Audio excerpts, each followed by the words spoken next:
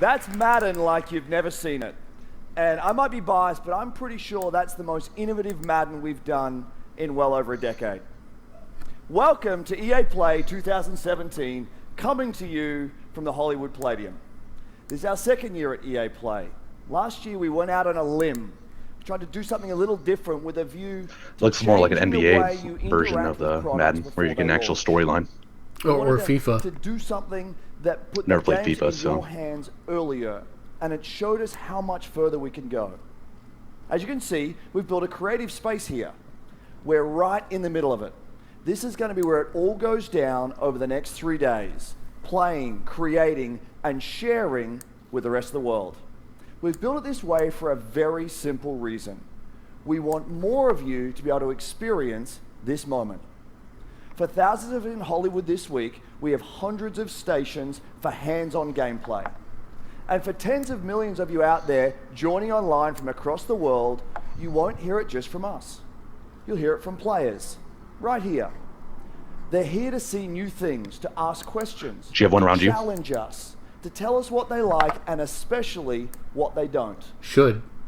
They're going to connect with each other and create content. And of course, they're going to play as many games as they possibly can. So let's set the stage for what we'll do over the next hour and a bit. We're going to go deep into 8 new experiences, each with major reveals, massive innovation, and stories that'll pull you in. 2 years ago, we launched Star Wars Battlefront, and we got a lot of feedback. A lot of it positive, and a bunch of it constructive. That's a euphemism for not as positive. So today we're going to bring you 30 minutes of Star Wars Battlefront 2. And what we hope you'll see is that we've addressed all of the feedback and gone even further. We've got a mix of everything here for you. A look at new IP, some killer new trailers, demos, and a bunch 30 minutes of Battlefront live 2, gameplay. and they only have an hour or This so. is going to be a lot of fun. And Well, it they should could be go fun. for 2 hours. There's Because nothing we're that all says here they for can't. one simple reason. All of us share one fundamental belief, and that's that games are the best form of entertainment on the planet. Yeah! Yeah. They connect Make EA us like money. nothing else. They bring us together across EA cities needs to make and more money. countries. They Oh, wait. inspire us. They ignite the fires of competition inside us. Games allow us to do extraordinary things and to be extraordinary in our own ways. Games enable us to be our most creative selves, whether that's as game makers trying to pioneer new ways to play, or players making each game a unique expression of our own passion for what we do. Games put the power of play in our hands, to do with it what we want and to make it our own. So let's celebrate. For the next 3 days, we're here to celebrate play with all of you. And what better place to start than with a game that has taken the world by storm, Battlefield 1. There's more than 20 million Battlefield 1 players out there Hey, today, Jay. and Hey, we've got a welcome to lot the to show. share about a revolution that's coming to this great franchise. So let's jump to Yeah, Battlefield. you have to right watch it on your from own, the creative 'cause heart of it's- EA Play.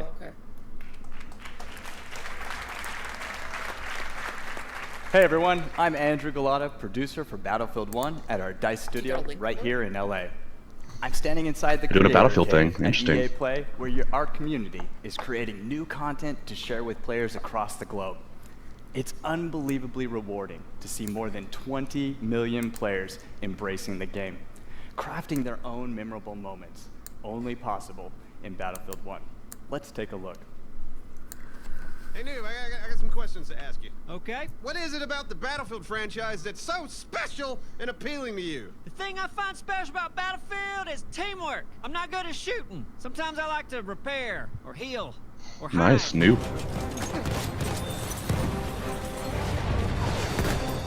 Oh, I just shot an airplane out with the cable.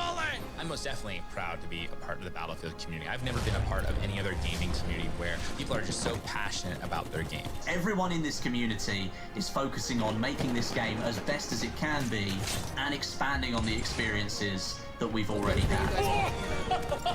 I can barely hear you, Kate. Was mich an Battlefield Yeah. begeistert, Where are ist you die guys schiere watching it? Bandbreite an Dingen. Twitch.tv/Twitch. And I'm actually doing a YouTube versus on EA's My most Electronic memorable Arts moments is what I do with my channel. community. A 64-man army that just does massive, crazy things. I have made so many amazing friends who have become more like family. It's something that brought a whole lot of people together. We'll squad up and go and tear it up. Boom! You got it? Oh, I killed them all! I killed them all!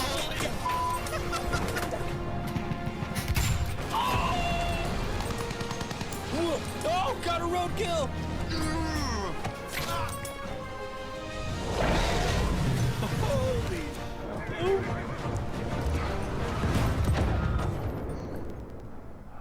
I'll never be able to do that again in my life!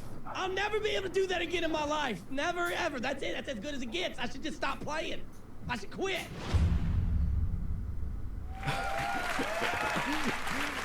He just disabled a moving truck with a grenade while jumping off a horse. Incredible. We love these only in Battlefield. And I haven't practiced saying that 9,000 times. So we're bringing more ways for you to play. First, Night Maps debut this summer. In Neville Nights and Priest I to her. don't know how sincere he really sounds. Very insincere. I was just about to say that was like super sarcastic delivery. Second, I'm excited to announce a major revolution in Battlefield 1. We're bringing epic battles to the Eastern Front of World War I. In the Name of the Tsar expands Battlefield 1 to the blistering winter in the East. This is the biggest front of World War I. And with it, we're bringing you 6 new maps, the Russian army, including the mighty Hussar cavalry, new vehicles and weapons to expand your arsenal, and the iconic Women's Battalion of Death. Finally, the iconic Women's Battalion of Death. Both progression and operations mode. By bringing deeper player progression through all new assignments, the ability to tailor your playstyle. I guess if you're watching on YouTube, but you're about 10 seconds faster. But they actually are putting typing over Twitch. Coming in September. What else did they show before this? Like, how much did I miss? They showed a Madden shot, which is basically a Madden style version of NBA 2K storyline, where you actually get a storyline of a character rather than just managing a person, a team. So kind of like how they did with FIFA. So there you have it. Yeah. 8 new maps in total, opening up the largest front in World War I with new ways to play. There's never been a better time to be part of the Battlefield community. Now enough of me. Let's give you a first look at In the Name of the Tsar. A revolution is coming. If I had to compare this guy to anybody, he'd be like Ron Burgundy. It's just, he could read a eulogy right now, and it would just be purely well, you know, words. I get it. You've got to have somebody who gives a polished presentation, but, you know, he's probably detached from the... He rolled a natural 1 on his charisma score. Yeah. Well, and then on the percentile dice to figure out what happened, he rolled another 1. I will say that this game truly did surprise me with how much I actually enjoyed it. Yeah. Shooters aren't my thing, but it's really nice looking. Oh, it is super nice looking. It's a bit interesting feel. It's a different feel than the normal Battlefield games. It's nice and slow. I don't mean that in a bad way. It's every bullet has weight. It's not frantic. Hi everyone. Yeah, it's not Call of Duty I have the run. privilege of leading our global development teams. Run and gun, yeah, where you just 6,000 of non-stop. the most creative people making truly amazing experiences, including Battlefield 1. Now this summer is going to be huge. So much new content, so much more to play, and so many new ways to play. And there's one more thing we'll bring to Battlefield. I like how he has 2 mics. Later this year, we're going to give you a new competitive Battlefield experience.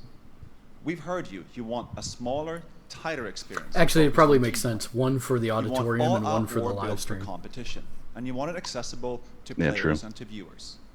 And it's coming. I can't wait to share more with you guys at Gamescom in August. Now, competition is at the center of EA today, and we've always thought about it a little differently. We believe in making stars of all our players. So it's like a Battlefield 3 really cool. or Battlefield 4 style I was watching an amazing competitor, Shells. gameplay. He made it to the FUT Championship finals in Berlin. 6 months Oh, ago, FIFA. this guy was an unknown. Now he's a worldwide star. And he'll be competing with the best at the FIFA Interactive World Cup final in August. Now, we want to find more stars, so we're doubling down in competition in ways only EA can. This fall, we're launching the largest FIFA championship ever, with many ways to compete. The best FUT players will compete in the FIFA Ultimate Team Champions Cups. And in our official Football League competitions, you can represent your favorite real-world team. It's true, you can. We'll have much more to share, including our Madden plans later this summer. As developers, your passion is what fuels us. Your stories inspire us, and competition like nothing else brings them to life. Magnificent goal!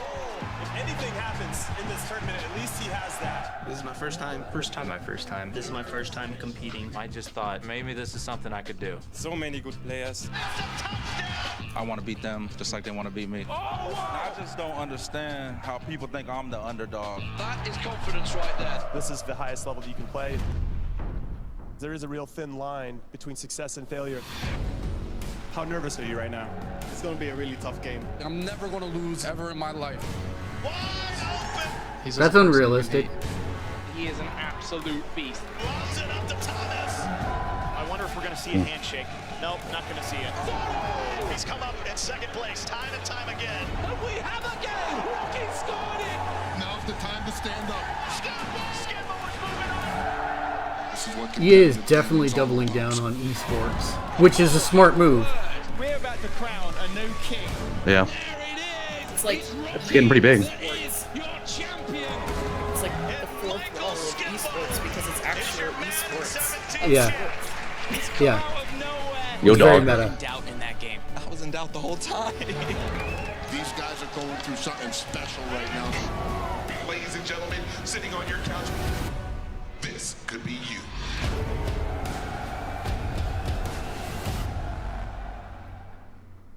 And they have wrestling belts. That's fantastic. That's like a fourth layer of meta right on top of it. Because wrestling isn't real.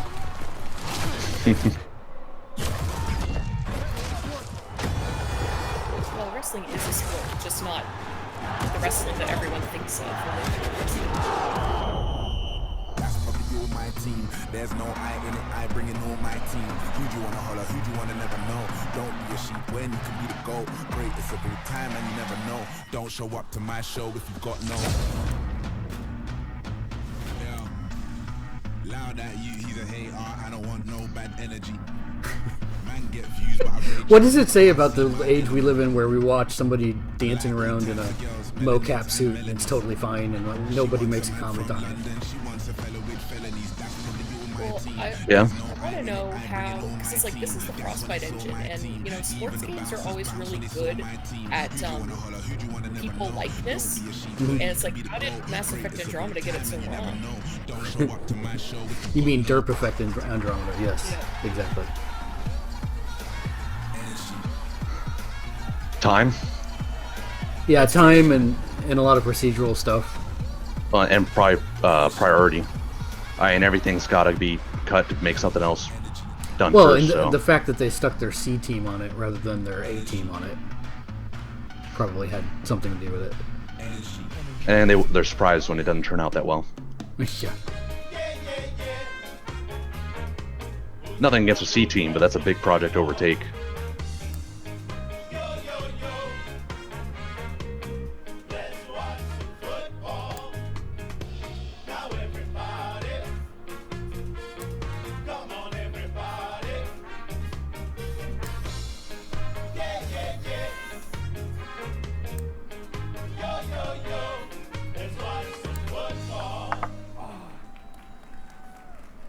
I went early, Rog. I went early. Ladies and gentlemen, we are the men in blazers. That's Rog, the bald one. I'm Dave. Wow, they got their own freaking... Wow.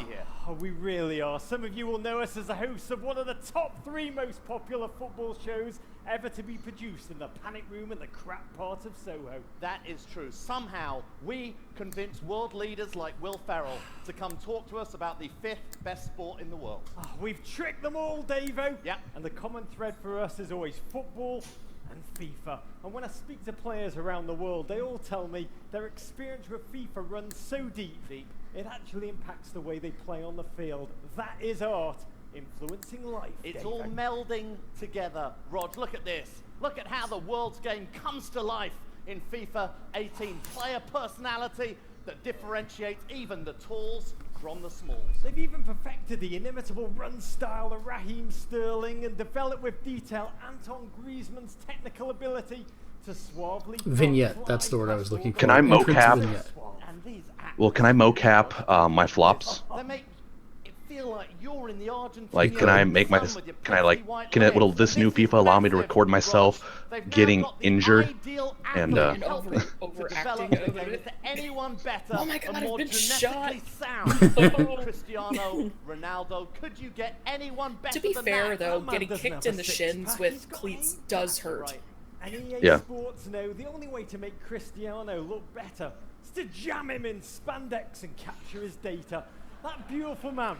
Jam him He's in done it all. spandex and Let's hear capture his data. Back-to-back champion of Europe, the La Liga title, Ballon d'Or winner, literally every Pretty trophy. much you could And most impressive from our perspective, beautiful head of hair. He has hair, Roger. But as huge And he does as kind of look Ronaldo like he's has made of been plastic, this so he past fits year, really well in a video there's game. one story bigger than them all. Oh, yeah. Peter Moore becoming CEO at Liverpool. Good luck with that one, mate. Yeah, no, Rog. Yes, No, he does Rog. have hair, Roger. The biggest story in football is, of course, Alex Hunter, the new hero of the virtual pitch and the star of The Journey. He just trolled Alex Peter would Moore. go on to score more than 360 million goals in his first season. Wow. That one's true, and so's this one. Whenever our good old English national team take the field over the past year, the single name most tweeted, even more than Sir Harry Kane, Alex Hunter. Yeah, we could have used him today, Rog. We could have won it all. Yeah. Talking about winning it all, though, what a storybook year Alex Hunter's had. Yeah. Winning the FA Cup, just 18 years old, barely passed his bar mitzvah. He's experienced more in his first season than I will in my entire life.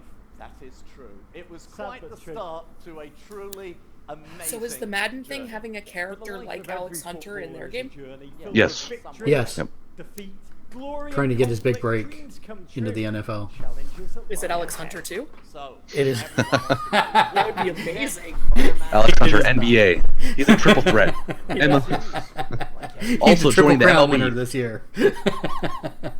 He's this era's Bo Jackson. There is one question. And if you didn't think that was enough, he's also running with the horses. Alex Hunter has been talked about. I think all this Alex Hunter talk, I think that's just paper talk, if I'm honest. Sehen wir Alex Hunter bald in der Bundesliga? Well, they are really pushing Alex Hunter. Alex Hunter is a proper talent, a huge talent. He needs the right club and the right manager. Any club will be lucky to have him. Alex Hunter is in the media every day, and it's getting annoying to be fair. Oh, it's so irritating. What kind of club? I thought it was Dr. Dre for a second. I'm not really sure that a move is the right thing for him. J'espère qu'il va venir. But this guy's getting too big for his boots, blood. Alexander is a great player. He's a beast. He actually is. He's very quick. Got skills. Amazing skills. Hunter è un attaccante fenomenale. Hopefully he's got good people around him. Hunter's bombed his bridge. He has to look after himself. Go! Go! I would move. Rumours have got to stop. Don't go, Alex. Alex Hunter, you really are wasting time. Will Alex Hunter stay or go? Are you sure this is what risky. What about this tour of the US? What does your heart tell you? If I stay, it will be double.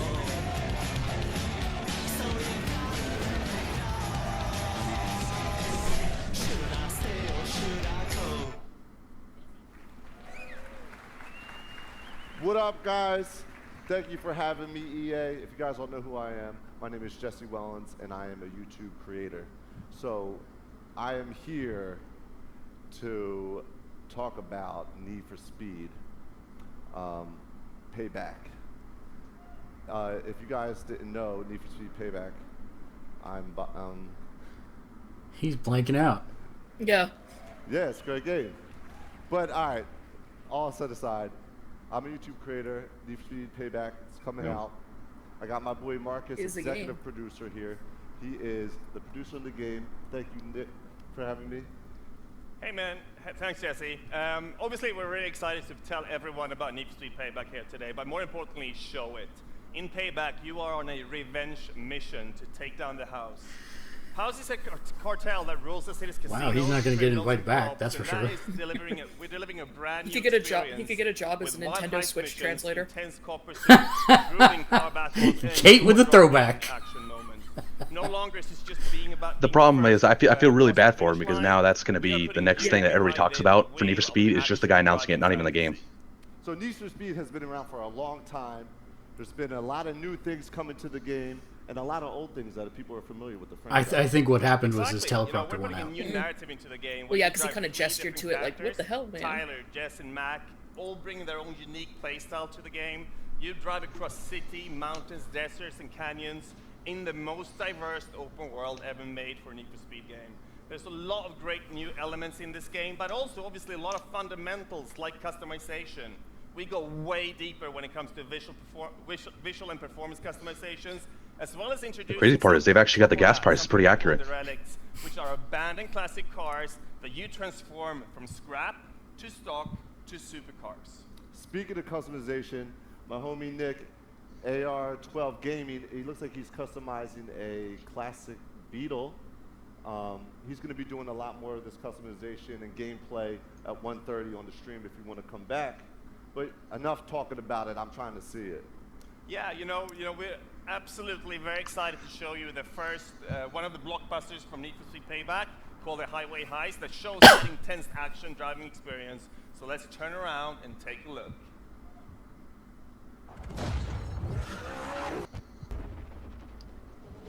And what you don't realize is they're actually having a currency, which is cash, for this. And in order to race, you actually have to buy gas for your car. Shut up, Justin. Which fluctuates with the global market. Right, they have real-time gas servers that update the prices 24/7 live real-time. Yep. Each race costs you for gas, get in a car wreck, you gotta get your insurance. But does it convert to liters for those of us who use the metric system? Oh no, it just by default. It's liters, so Americans are going to pay way more. As it should be. Hey, our gas it looks has to like be there's great for the actual environment. deformation of the vehicle for a change. Yeah. Looks pretty. Are they going to Knight Rider this?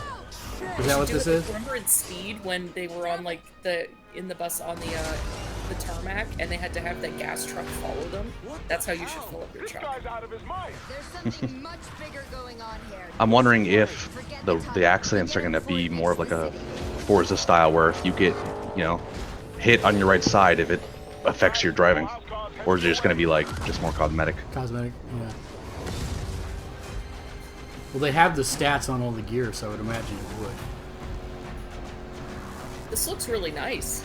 It looks very nice. Well, I liked the last one. It was just a little shallow on content and story. The story was not the greatest. Do you think this is coming out for only console, or PC and console and 4K if it's going to be? PC, I would imagine, as well. 4K for sure. The takedowns look nice. That reminds me of Burnout. Or Split Second. Yeah. Take him out, Ty.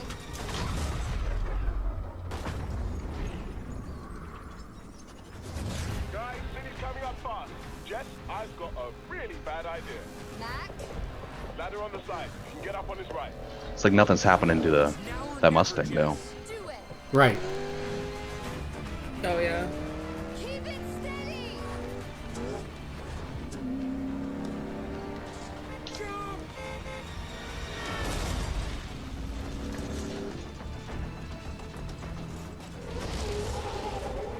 And now you're down to 2 racers.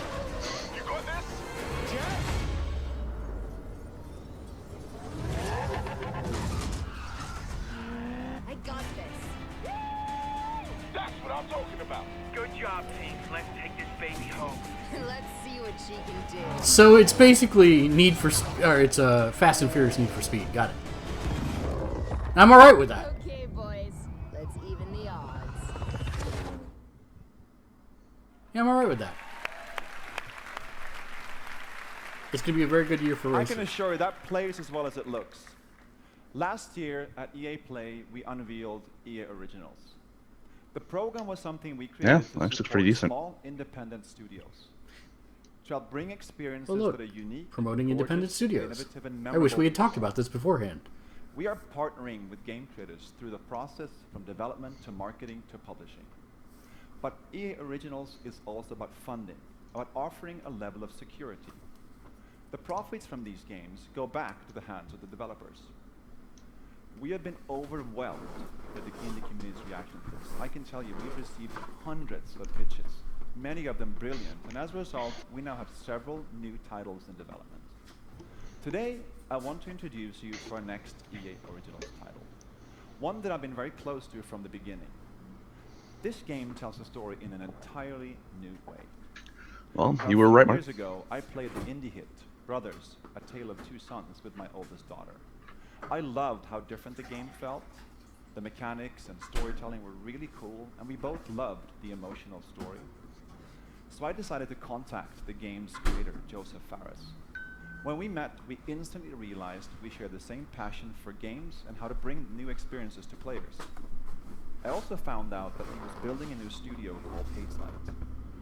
Now, we're thrilled to be working with Joseph to bring his new project to all of you. What started out as a wild idea on paper has now turned into a groundbreaking, one-of-a-kind game called A Way Out. Take a look.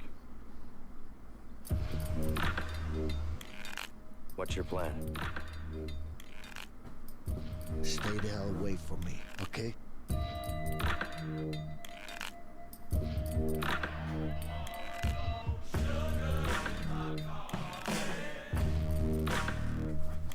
Prison Break, the Shawshank Redemption, the video game.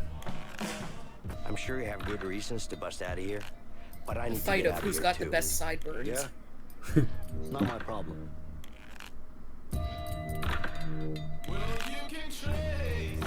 Don't get on the wrong side of the burn. No, it's super. It really is Shawshank Redemption, Prison Break, the video game. Pitch black. We need a light. Screw it. I'll go first. I'm wondering if it's more of like a Styx version of Prison Escape. Are you gonna get that kind of joking, you know, just. You have a problem? Yeah, I got a problem with you. I love you, buddy. Vincent, what are you doing here? She's my daughter, too.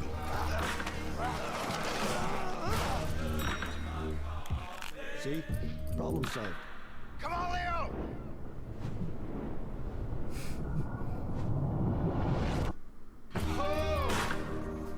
It actually looks interesting. Yeah. It's co-op, but I'm wondering, can you play it solo? Because it looks like a lot of it requires a co-op. Hey, my name Or if you're gonna be forced to play with someone else. Fares, or and AI. I'm the writer director Yeah. of A Way Out. Might be kind of so like Resident Evil excited to be 5 here and sort of show you thing, the game. where you can play it co-op, but you So, can play it solo. after I finished Brothers, I wanted to make another game that pushed the Well, boundaries Resident Evil on how 5, to but tell the AI stories actually without works, compromising I would on hope. gameplay. Well, And this is the reason why I started Hazelight Studios together with the team behind Brothers. And working with EA's Originals was perfect for this, because we have the full creative freedom and trust from EA to deliver the game we truly believe in. And that is very important for Hazelight. It's like a almost Nathan Drake style. Mm-hmm. The interesting part, though, is that this is not an indie game. This has already been elevated to like double A status. Had unique personalities and goals. A game where me and a friend can Yeah. embark on an emotional journey together. And this is exactly what A Way Out is. The game is designed for split-screen co-op only, and I mean only. Oh, well, there you go. You will be able to play it online, but to get the full experience and feel, we want you and your friend to play it in your couch. And gameplay-wise, That's an interesting nice, right? design Action. decision. Finally, yeah. And what was I going to say? Yeah, let me tell you. Okay, wait, it's coming to me. Come on. Gameplay-wise, it's gonna be crazy. There's gonna Yay, be a huge couch. amount of variation. You're gonna be able to play everything. I mean, not everything, but a lot of stuff. There's gonna be exploration, driving, action. Also, you won't get tired of this game. I'm telling you. So, but let me tell you. See, I'm happy at least that even though he stutters and kind of makes a mistake in there, he's genuine and passionate about it. Unlike a lot of the other guys who are just kind of. Right. Like never before. He's not a soulless corporate I can shill. guarantee that. I know I sound very cocky, but I can't help it because it's true. I'm so pumped up, it's crazy. You don't know, I live, breathe this game. I'm telling you, it's like, it's gonna kick ass. It's gonna kick ass. So right now, I will show you a gameplay video. It's gonna show you just a small part of the game, but still, you're gonna get blown away. And I also want to say that I'm so proud. The sequel to A Way Out is A Way In, getting back into prison without getting caught. Be here through these games. It's so much fun. And also, one last thing. I want to say hello to my Hazelight team watching live from Sweden. Thank you. Goodbye. Hop shaky. Boom. Come on. Pretty sure EA should just hire that guy to be their pitch man from now on. Co-op game. It is designed, played, and EA's new hype man, A Way Out director. Which means you have to play the game with a friend, either online or on your couch. The game starts in a prison. You play as Vincent and Leo. You and a friend will get to know your characters and unfold their story together. You don't know anything about me, man. Maybe not. But Harvey killed someone very close to me. With or without you, I'm going after him. Let me show you some of the scenarios in the game. On the right side, you see Leo, who's already in prison. On the left, you see Vincent, who just arrived. Now if you look to the right again, you can see that Leo can be controlled, while Vincent is in a cutscene. My only worry is the audio. Here's another one. Vincent and Leo are now in the laundry room.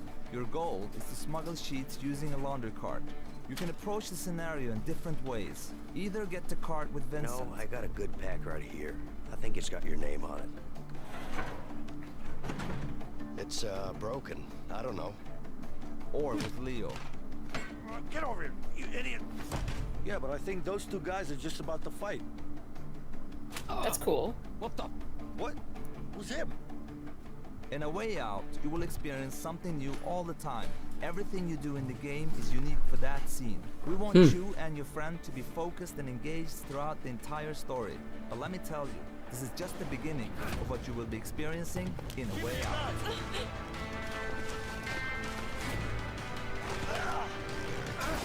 It looks really interesting. Yeah, it does.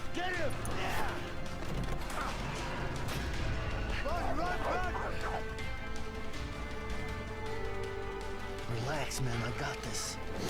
I always have a hard time with the co-op. I always end up forgetting which side I'm on, and I end up looking at the other one. But oh, early next year. It must have been in development for a while. I know. I wonder how long the campaign's going to be. Thank you, Joseph. That game is absolutely stunning, and I can't wait for you. I'm not even sure how much of a DLC you could have with the game. It almost seems like it would be a good just one-off. Yeah, but that's alright. Their last title was one-off, and it was just fine on its own. Creative ideas combined with new technologies become an unstoppable force. We have teams today taking technologies that are changing the world and using them to change the way we play. These are the futurists, the incubators, our talented artists, designers, and engineers within our studios, our Frostbite team, our digital platform team, and a new research division called the Seed team. What motivates me every day is the responsibility we have to push our industry forward. That's one reason we created this new division. Seed is a small, stealthy team that I work with on a daily basis, exploring some of our most visionary concepts. Please let it like be Final Fantasy VIII. neural networks, creating a world for you to define, to interact with, and share as you wish. Or virtual humans with deeply sophisticated artificial intelligence. So it was 8. That was Seed, right, Kate? Yes, it was 8. We can have millions of main characters shaped by you. That's just the beginning of how we can blur reality and the digital world. Go anywhere, share your discoveries, be anyone. The games become yours. Now, what we know today is that interactive entertainment will change more in the next 5 years than it has in the last 45. Together, we are building that future, one that disrupts, empowers, and is full of play. And to do that, we also need innovative new platform technology. So when we were thrilled when we got our first Project Scorpio dev kits from Microsoft, 6 teraflops and true 4K graphical fidelity. Now these Madden NFL 18 visuals are just a taste of what can be accomplished combining Frostbite with Project Scorpio. And already we are creating the most detailed, high-resolution environments you've ever seen on a console. Madden looks absolutely stunning, but as game makers, awesome graphics and effects are just the beginning. The game has to feel amazing as well. Project Scorpio is a powerful platform, but it's coming at the right time. Now, I have one more thing before I go. New IP is one of the purest forms of innovation in our industry. A brand new idea combined with the latest tech and a vision for something extraordinary. The next game will push every boundary for you. I didn't think they're going to announce anything about Scorpio. Dangerous, beautiful, and unexpected. So this is just the first tease that we're showing you today. Then we will have so much more in the Microsoft press conference tomorrow, so don't miss that. But for now, here's the first glimpse. So I guess you win that debt bet again. IP from BioWare. Oh, it's the BioWare one. I hate being so far behind you. The wall. It's our armor. Yeah, you need to go back to the Twitch and watch on Twitch, though, so we can all be on the same.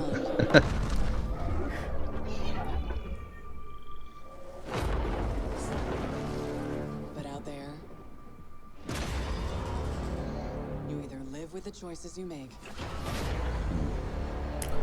or die trying to change them. What? The story doesn't end here. It's just the beginning. It look okay.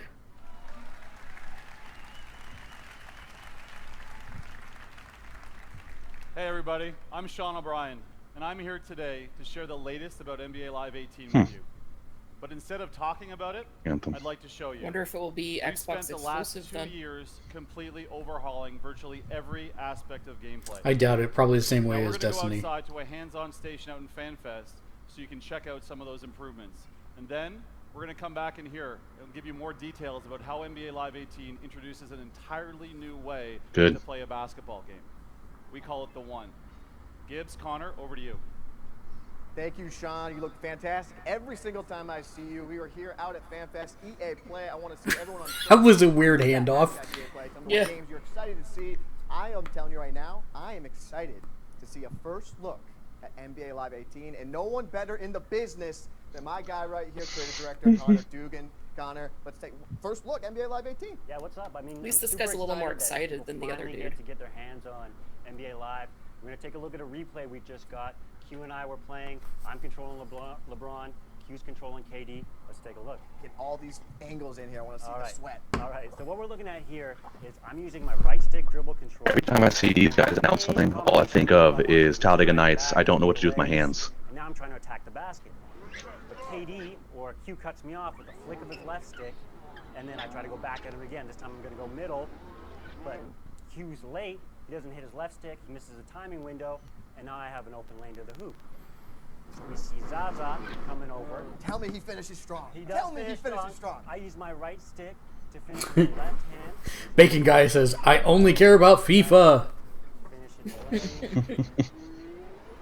You're way late. FIFA was at the beginning. Come on, Zaza, block him. That's what it's all about. Block him. I appreciate this first look at NBA Live 18. Sean, back to you. My question is, can you pay off the refs in this new version of NBA? No. Thank you. We're excited for all of Right, you to get your no. hands on Why did NBA LeBron Live look like 18? he got stung and by a everyone bee? will have an opportunity to do so through a free What do you mean? demo coming in That's August. how he looks normally. His face just Now, this looked demo will really... give everyone the chance Yeah, to start that's the his One face. and be introduced to this new basketball world. Jumpstart your own legacy through solo, co-op, and multiplayer experiences, and carry all of your progress over to the full game. Now let's take a look at the One.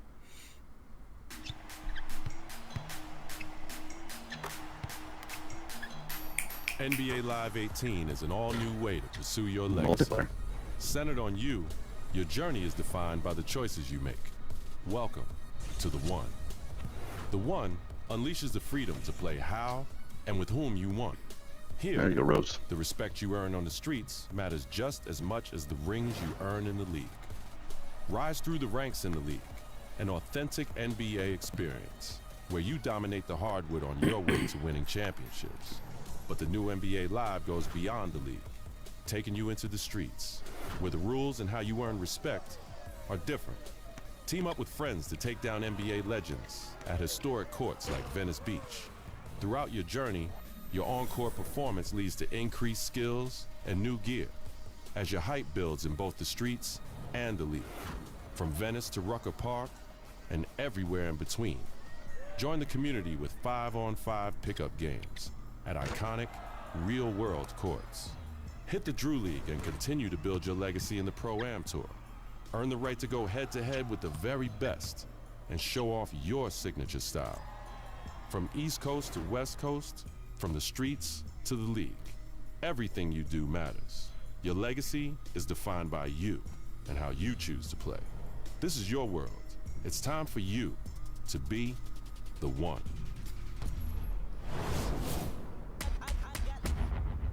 It's interesting because they're, in essence, killing one of their other titles for this one mode, which is the NBA Streets 2K? title. No, NBA Streets. So is this guy that they were showing up, this character here, is he an actual basketball guy or the character for the game? I think he's a character for the game. Oh, is he? Okay. Yeah, everybody else I can recognize, but him I don't really. Yeah.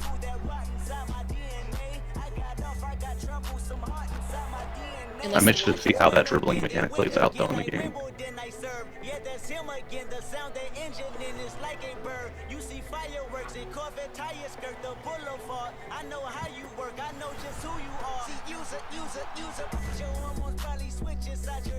So am I the only one that when they kept saying like your respect to the sheets equals, you know, or in the streets, and I kept thinking he was gonna say in the sheets, but he said like in the ring.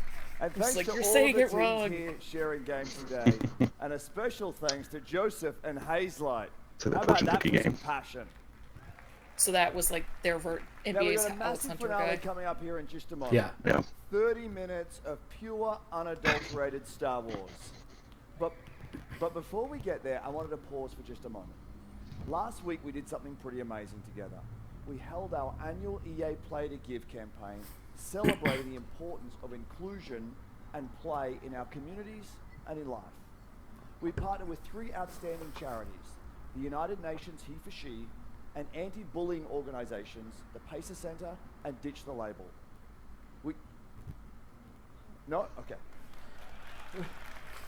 We donated $1 million to these 3 great organizations in support of building a more inclusive world. And here's where play comes in. All of you, our millions of players out there, joined us in support of inclusion. You came out in play in 9 in-game challenges. And by coming together, we are showing the world what a positive force that games can be. And to thank you for that, we're opening ways for you to play a bunch of great games for free. Starting today for the rest of the week, Origin Access, as well as the Vaultlin EA Access, are free. For PlayStation 4 players, we'll also have a bunch of free trials running all week. We're talking FIFA, Madden, PvZ Garden Warfare 2, Star Wars Battlefront, and much more. So jump in, bring your friends, have fun with some great games this week while you're getting ready and excited for what's to come. Now, without further ado... Well, I'll try FIFA out. I have yet to ever play it, so I've been interested in it, so that'll... Can you kill your mic and turn it back on? You're roboting for me. How about now? Same. Give me 2 seconds. Yay! John Boyega. Okay, how about now? Yeah, still same. Still roboting. Yeah, that's-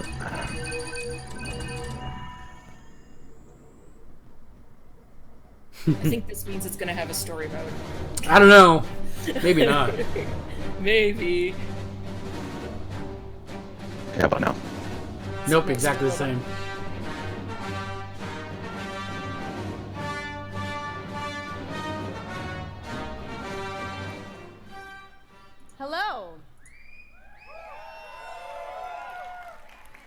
I'm Janina Gavankar, and I play Commander Iden Versio, leader of the Inferno Squad in Star Wars Battlefront 2. I'm actually very psyched about this story campaign. I'm also an advocate for in-depth cinema caliber story in games. That tweet from John Boyega was like the tweet heard around the world. It spoke for all of us. When can we play a Star Wars story? We don't want to just relive the movies. We've watched them a million times. What we want to do is have a new and authentic, untold story. A story that delivers new perspectives and enables us to play as some of our favorite Star Wars characters while also introducing new ones.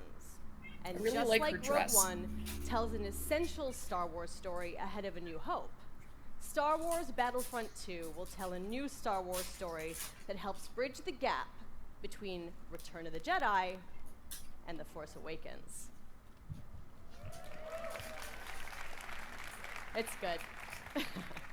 But EA didn't just stop there. We loved the previous Battlefront of 2015, but we wanted more. Star Wars Battlefront 2 is much bigger than the previous title, with more than 3 times the content of the first game. Yeah. So did the fans.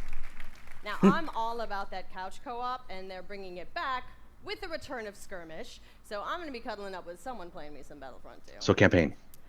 In multiplayer, there are more heroes, more vehicles, more planets. I've been to some of them.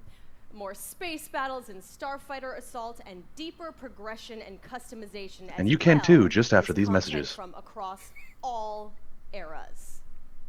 But as we know, Star Wars is not just some checklist of great features. How does Battlefront 2 play? The team at DICE in Stockholm has some of the most talented multiplayer designers in the world, and they've been working with the EA Game Changers to make sure Star Wars Battlefront 2 has the multiplayer we're all looking And they for. haven't seen the light of day These for about Game 8 months now. Changers, they basically get like No, they're not tapped on the albinos. shoulder because they're the best Battlefront Well, players they are in the world, Swedish, and then they get so they're secretly just flown pale out to anyway. Stockholm. As long as they provide valuable feedback, they get an early look at the game. Sounds like an awesome program, and if I didn't suck at multiplayer, maybe I'd get an invite. It's true. So, let's hear more from them about their time at DICE. You know, these are the most painfully awkward things After ever releasing Star Wars constructed. Battlefront 1, the community thought there should have been more. And the good news is this, the developers have been listening. I'm really excited to let the Game Changers get their hands Let's put on people who it. didn't go into show This is gonna business stay, right? in front of a camera. The clean UI look is going to stay. There's still time to change something if it's not working.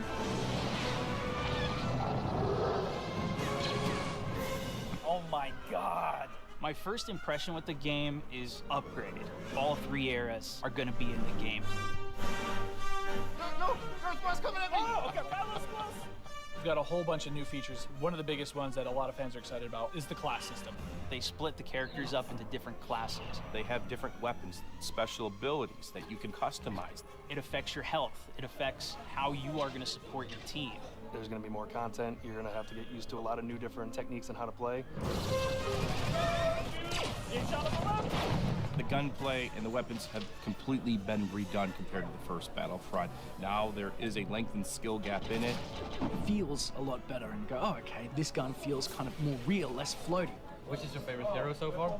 We're introducing a system called Battle Points, which will allow you to become not only heroes, but other things on the battlefield. As you're helping your team play the objective, you gain these points. There's such a plethora of things to spend it on, vehicles, Or even coming in as a hero. And the coolest thing, I think, is the level of customization, not just from a weapon standpoint, but the actual character's own abilities.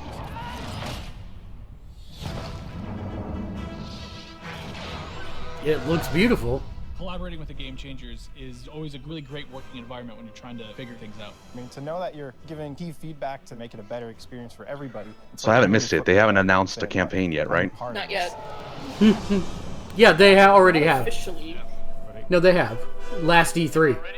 So I'm going to participate in making the trailer. It's a whole different level of fantasy. Alright, recording. So 3, 2, 1.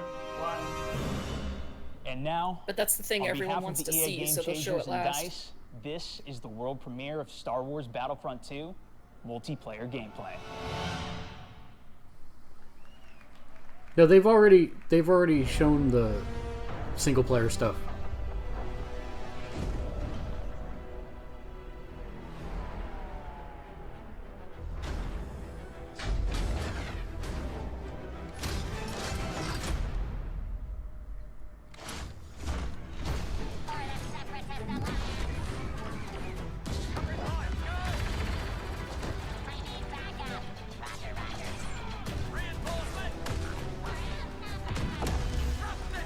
It looks gorgeous. It looks like it'll be chaos too. Sector is clear. Not clear. Not clear. I feel like I heard that they were saying there's 64 people on a map on some of these. Correct. Yeah. Or no, that was Battlefield 1. I don't think they've announced.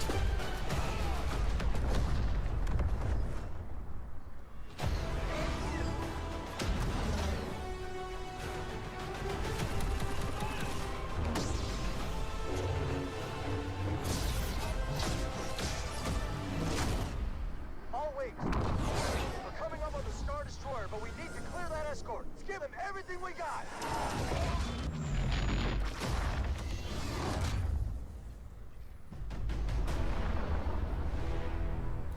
Your next assignments, they are unusual. I'm trying.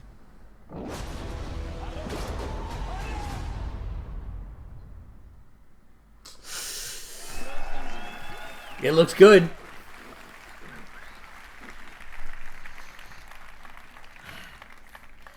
Yoda, Darth Maul, Wookiees, Yeah. Kylo Ren versus Rey. I watched. Now will there be VR? Times VR. on stage with my mom before this even started. My mom's here. Yes, it's a big day for me. I'm sorry. So.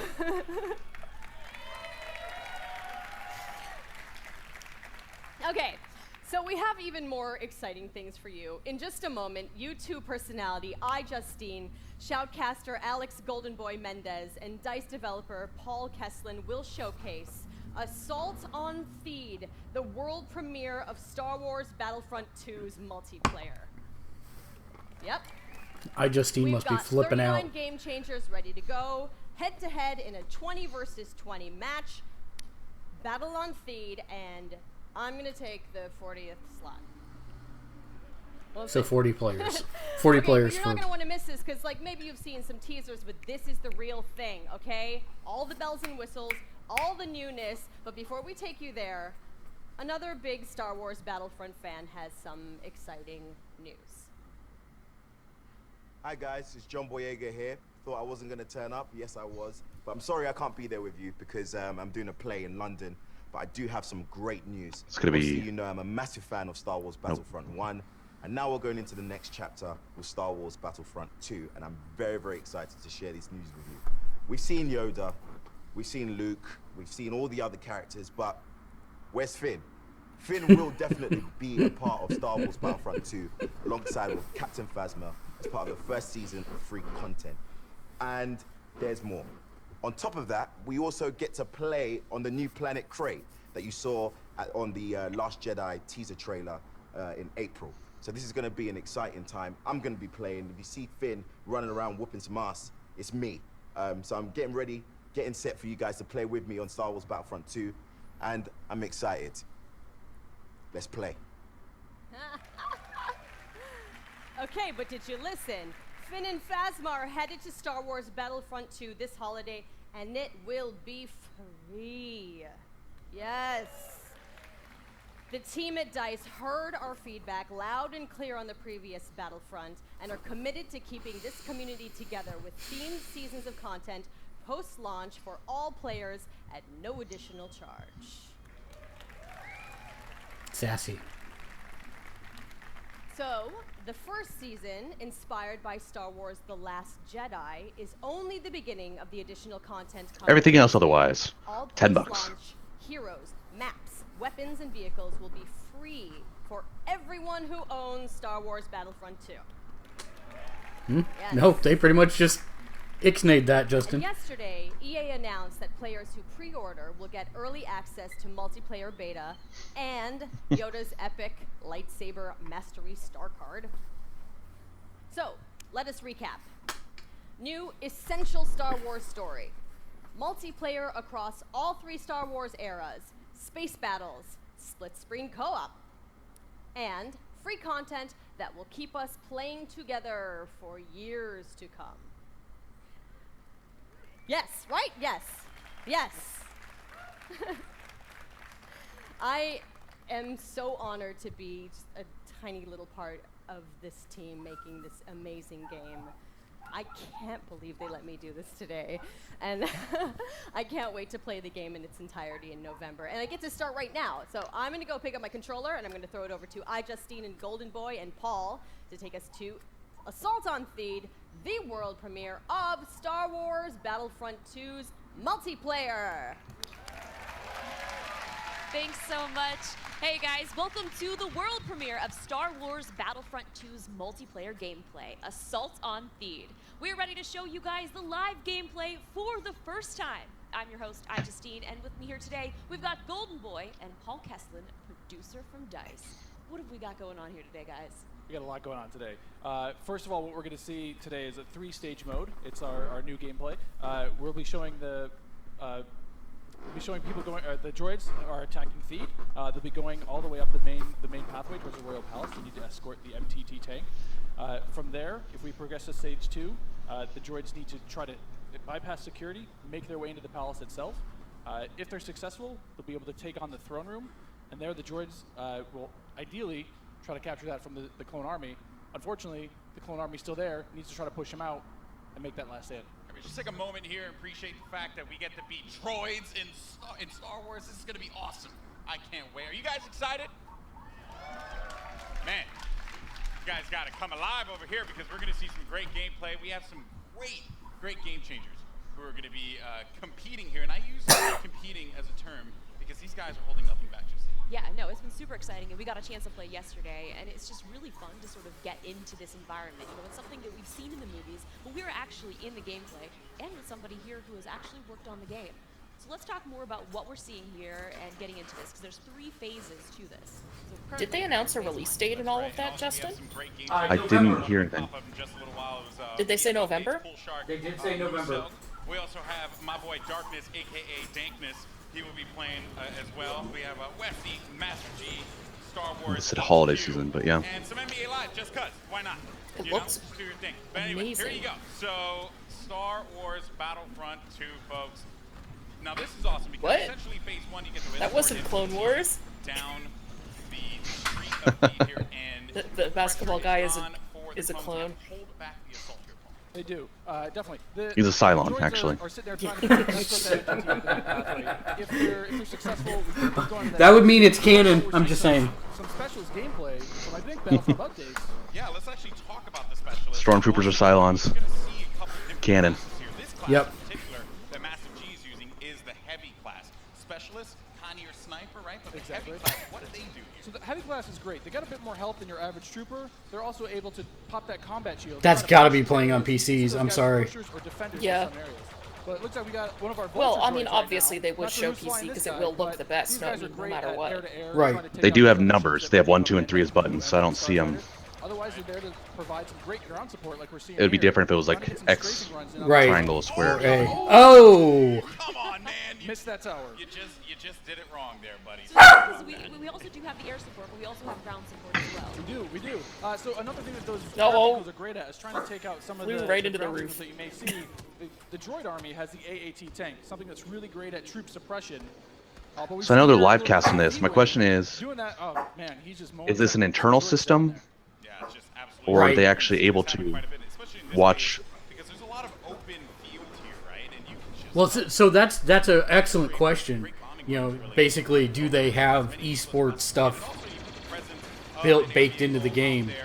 players will fear the skies, and they will. Because if it's a game that they're putting DLC out for life, I mean, the only way I could see them making a lot more money too is getting esports, getting, you know, trying to get that game longevity. he has probably taken out those clone troopers, but this Vulture droid is really stepping it up. What I love about this is everyone's like, oh, look at this great open map, and then when you start phase 2, it's like everything starts coming in and coming way closer together. And How did that guy die? Assault class. So for somebody who has just started playing this, never played any previous, You know, it probably could be that they're playing controllers on PC. I think the assault class is yes, absolutely. It's Because a lot of that, the movement on them the was assault class almost is very something controllerish. that, a lot Well, of except for players will that. be able to jump right into. They're your frontline flanker attacker. And it's also a pre-alpha build, so I mean there could be And just bugs. start having your typical run and gun action. There's Nope, it's some mouse. ability, You can see his. you see here at the top of your screen, your number 2 ability. That switches you over to a shotgun. You get a little bit faster, and you're able to really get in there and kind of, break through those front lines. Oh, I love it. I love using the shotgun, man. It is so good, and it's actually when I first used it, it really caught me off guard. I wasn't expecting I would just it. want to walk And so around the map. Like people. not even shooting anyone, I just want to walk around and look at stuff. Shredded everyone. It was so fun to play with here. We're also seeing some great dogfighting here between the clones and the separate. Certainly, just really in any game that DICE makes, right? They just always do a good job with the air combat. Yeah, we're behind you. We don't know what you're saying. Oh, you'll know when you get there. Oh man. Oh, so we got Star Wars The flying? He's playing, Yeah. He's playing the assault class. Yeah. The dogfighting. He has the signature thermal Yeah. detonator that he'll be able to kind of suppress some of those guys with as he rushes in. And there are different weapons as well. Like one of the guns that I would oftentimes use was the semi-automatic gun. It fired a lot slower, but you can get some great shots with it. And then there's also this nice compact SMG style blaster that really shreds through people. I don't remember. Was Battlefront 1 on PC? Give you a little bit more weapon variety this time around, Mm. Also, some AAT tank action here, and this is doing what it does best, just suppressing that point, trying to keep those clones out of the way. They're trying to make their way forward as the objective continues to march down. He has to get away from that. He's trying to, I don't know, is he trying to flank the tank? That's not smart. I don't know, man. Maybe he will. Maybe you saw a little combat roll there. Got to give you some escape options. Yeah, it was. To get into some hairy action. Uh-oh, we didn't get to see this one before. Finally, tell us about some ATRTs. Yes. So these are great for taking out those AATs. So these guys are a little quick. They have an ion charge ability. That way they'll be able to do a little bit more extra damage against the tank should they see it. So you can imagine like 3 or 4 of these on the battlefield, really rushing around points. Like look at this. Can you stop someone out? What can you do with this? You can run someone over if you want. I was actually going to say, could I get shot off of it if I'm on top of it because my body's exposed? You can, That question was answered, instantly. Almost immediately. Yeah, almost immediately. Oh man. So, Mr. Musel here, look for this guy to be on a tear a little bit later as well. And also, I did want to highlight, we had an officer, as a matter of fact, right in front of Star Wars. We did, one of my favorite classes. What is it about the officer that makes it so unique? I mean, my Twitch skills aren't where they used to be. I'm a bit slower nowadays, but I'm able to really buff up my class, or buff up my teammates, try to let them get some extra health. I kind of feel bad for the people speaking in the background, because you're not really listening to them. Finally, some good dogfighting. No. Okay. So Well, I kind of am. What's great about some of these starfighters is these are accessed through our new battle point system. So instead of finding a pickup token on the map, I can see if the flying was in VR, you'd need some gravel. Whether you're scoring points via kills, via team play assists, or you're playing the objective like we really want players. They have not mentioned anything about VR for this. That will allow you to spend those on whether it be a special character, whether it be a vehicle, or even a hero. I think I got about another 5 minutes of watching this, and then I gotta head out. But all those things, definitely. this is definitely an interesting game. Really going to play a role there, right? I mean, right now, definitely you see a lot more. It's an open space. You have time for this. I have to wonder how many maps they're going to launch with. Once we get inside, it's going to be a different story. That's right. I feel like not that many, just so they could try to split up the DLC. That's free at least, but still keeps people coming back for the new map and the rotation. And I'm really curious about their business model. If they're not going to have pay for DLC, how are you going to make money? Volume of sales, I guess. Maybe you can buy loot crates that'll get you gear to customize your character a little more. Possibly. Yeah, but if they do that, I would think it would be restricted to cosmetic only. Yeah, cosmetics. So they have access to a trip mine, so if you want to sit there and you want to be that true sniper character, you set up some trip mines behind yourself, make sure nobody can... Or maybe they sell experience boosts so that you can level up faster and unlock the stuff. faster. I'd be hesitant if they did, like, I think, what was it, that their beta had, where you had certain amount of uses of things, like, yeah, you've got a shotgun or a grenade, but you only have so many cards worth of it, and you have to equip them ahead of time, so if you don't use it, or if you use them too much, you run out and you can't use that anymore, so maybe you can buy more. They did technically just confirm that the card system is returning, because if you pre-ordered, you got the Yoda's lightsaber card. So they are keeping that in some form. So maybe that's how they'll do it. You can, to use things a little more, the extra powerful grenades or whatever it is, then you're gonna have to get the cards or buy the loot crates to get the cards. Or so while they're doing this in the background, let's do a quick recap of the stream, because this is it. They're just doing this for 30 minutes. I sincerely doubt there's going to be anything after this. So they showed us the new Madden story mode. They reiterated the continuation of FIFA's story mode. We looked at A Way Out, which was very interesting, a couch co-op prison break kind of game. And it's not even that you have a choice. You have to play co-op. Yeah, you have to play co-op, either online or couch. Which I thought that was very interesting, and it looked very interesting. So that's through their Origin sponsorship. It feels very Styx-like in its in how they're going about it, but I'll be very interested to see how that plays out, because I'm not a huge co-op person when you have to split screen it. So, phase 2. Yeah, there's 3 phases on this one. Yeah, that was interesting that you had the Levolution there, where suddenly now that statue came down. I mean, there's going to be narrow pathways. He's going to be able to just shred as soon as anybody gets in his way, because it's those narrow corridors. It's going to be trouble. And just waiting for the prime opportunity to push up here. Players falling. Got white boy there. And there. Oh, here we go. There's some Darth Maul action. Here we go, folks. This is where it starts to get interesting. White boy 7 Thirst. Darth Maul will excel in phase 2. They do have a lot of big names playing. I mean, he's a great mobile attacker.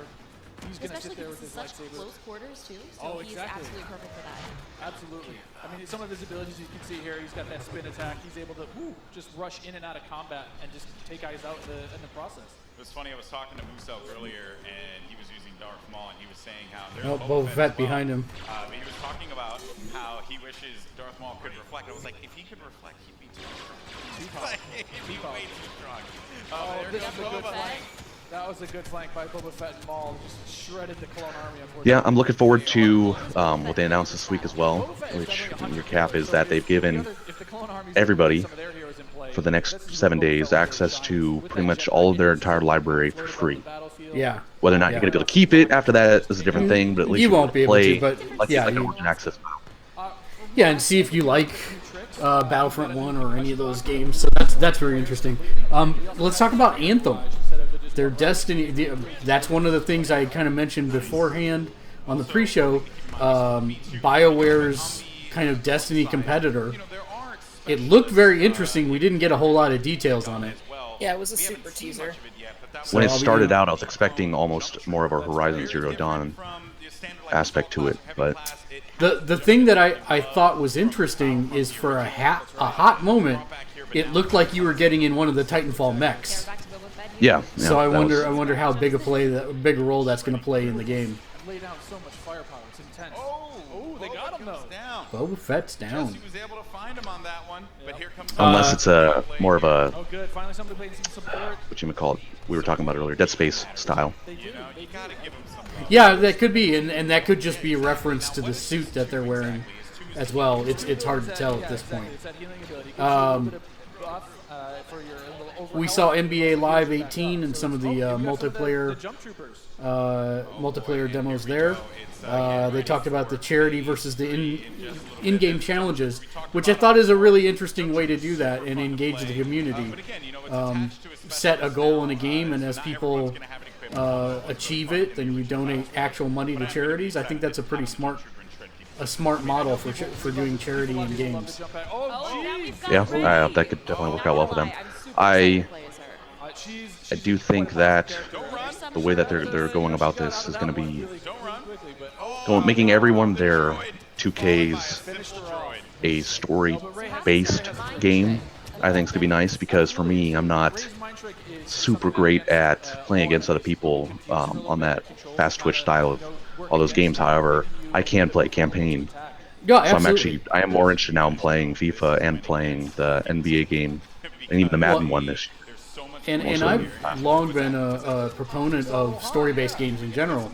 And exactly what you said, when it's just, you know, playing hoops, I'm not very interested. But if you give me a progression storyline, that's a lot more intriguing to me than before.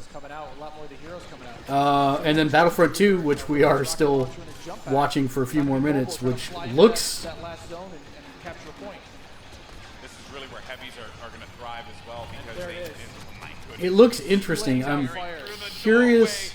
Just absolutely dominating the clones. They need to push out. They need It has a very Star Wars: The Old Republic feel to it. I'm really surprised we did not see anything about the other two Star Wars games. Not yet. They may be ancillary to Sony or Microsoft's. Yeah, that's true. Jumping ship. I understand that. You know, no loyalties. Maybe you are. I fully expect we'll see this one again at the Sony conference. Yeah, how great it looks on their PS4 Pro, and maybe they'll announce a VR campaign to it. And this is such super close quarters. Do you have any like sort of strategies that you would? Yeah, we did not hear VR uttered once this entire press conference. Torn up. It's gonna be trouble. It's like too soon, man. I can't relive Force Awakens again. You know, like don't do it. Which is surprising. I would have thought that we'd be trying to take advantage of that market as it's growing. And it's not a small market. It's not like we're doing some niche mobile gaming style something. It's a million people have VR. Oh man, he was our MVP. Look at that. Nice stuff. Muso, congratulations. 36 kills he ended up picking up there, man. My goodness. Well, guys, that was it. What did you guys think? Intense. Not bad. I'm lying. It was freaking awesome. I love it. It's so good. It's like, I love the class-based gameplay personally, because again, you can really get your squad, your friends to get together and say like, hey, I want to, you know, run the officer, and we're going to do some highlights here. They definitely need to, I'll say work on, but do some practice on their announcing. Some of the people that have been doing it definitely don't have the charisma in trying to sell it, so I end up being more detracted from listening to what they're saying to trying to figure out how they're saying it. Well, that's every press conference. I mean, I like that they're bringing YouTubers in, like iJustine and BFVGF, even if his teleprompter did go out at the beginning. Those folks are usually pretty competent in doing that stuff because they do it every day. Yeah, they seem a lot more like they care, or at least have an interest and knowledge of the game more so than, 10 pages of footnotes ahead of time to learn what is Battlefront. Just look at this laser fire. It's intense, and it looks beautiful. I think, was it last year that they had, was it E3 that they had the announcer Aisha Tyler that just didn't quite... She's been doing it for years. I like her a lot, actually. I had a hard time when she had her let's make this guy a meme. Oh no, she's like that all the time. She's been that way for, I think she's been doing it for 4 years now.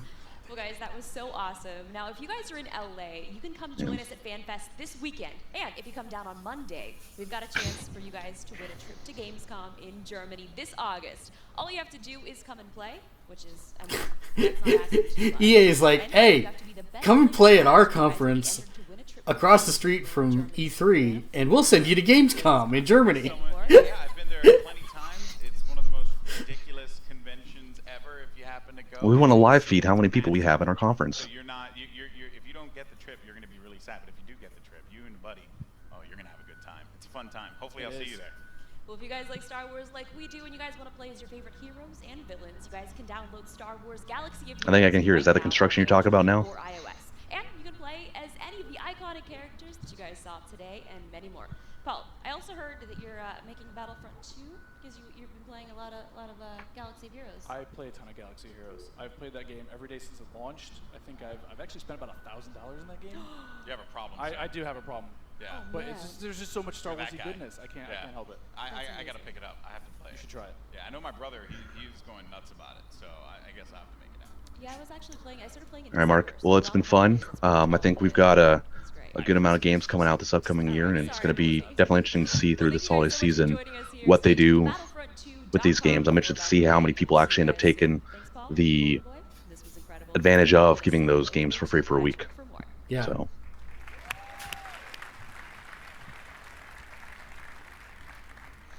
Well, till next time, game on. Game on. See you later. The development team. Thanks for joining us. EA. You are truly amazing. Now, we can't wait for more of this, and there's more coming. Stay tuned online for a closer look at some of our biggest games. And remember, EA Are you living with Mr. Magoo? Our players. Thank you I all don't know for what joining they're doing. us. Now, let's play.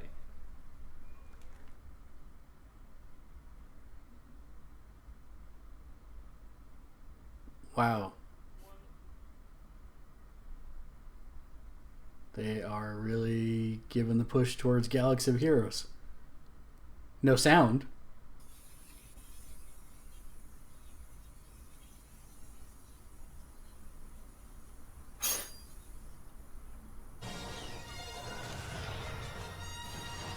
Star Wars Galaxy of Heroes. Download for free today.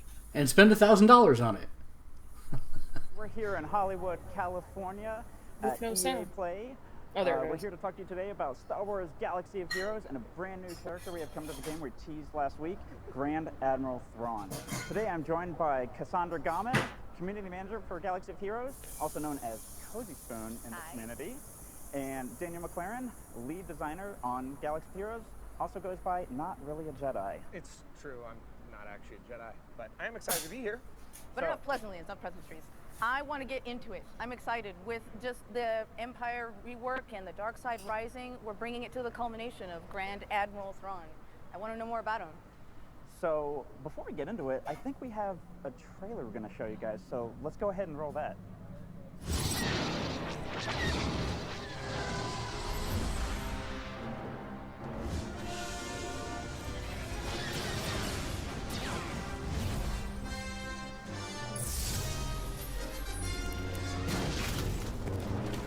I'm surprised Matt's not playing this.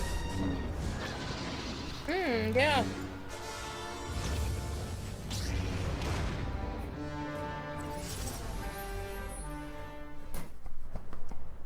So there he is. You guys have seen him for the first time here at EA Play.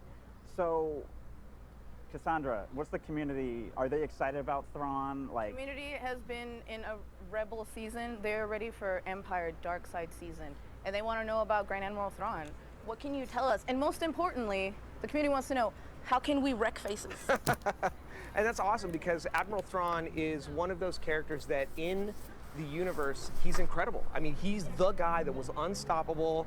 He's defeated everybody. See, He's the if only Matt could have alien been here, allowed in the this is where fleet he'd at be the time. squeeing like a So fangirl bringing while that I'm kind of to glazed design over. and bringing him in, trying to figure out how we were going to make him, that was the real challenge. So we spent a lot of time figuring out what are the kit design pieces that we need to put together to end up with a guy who was killer in PvP, could do very well in PvE, but ultimately still function as a beast inside raids. So So tell me, how is he a beast in raids? And tell me more about this cleanser. I'm hearing rumors of cleansing. yeah, so he is the first Empire character that brings a cleanse to Empire allies only. So he has the ability to not only cleanse himself, but a targeted ally as well.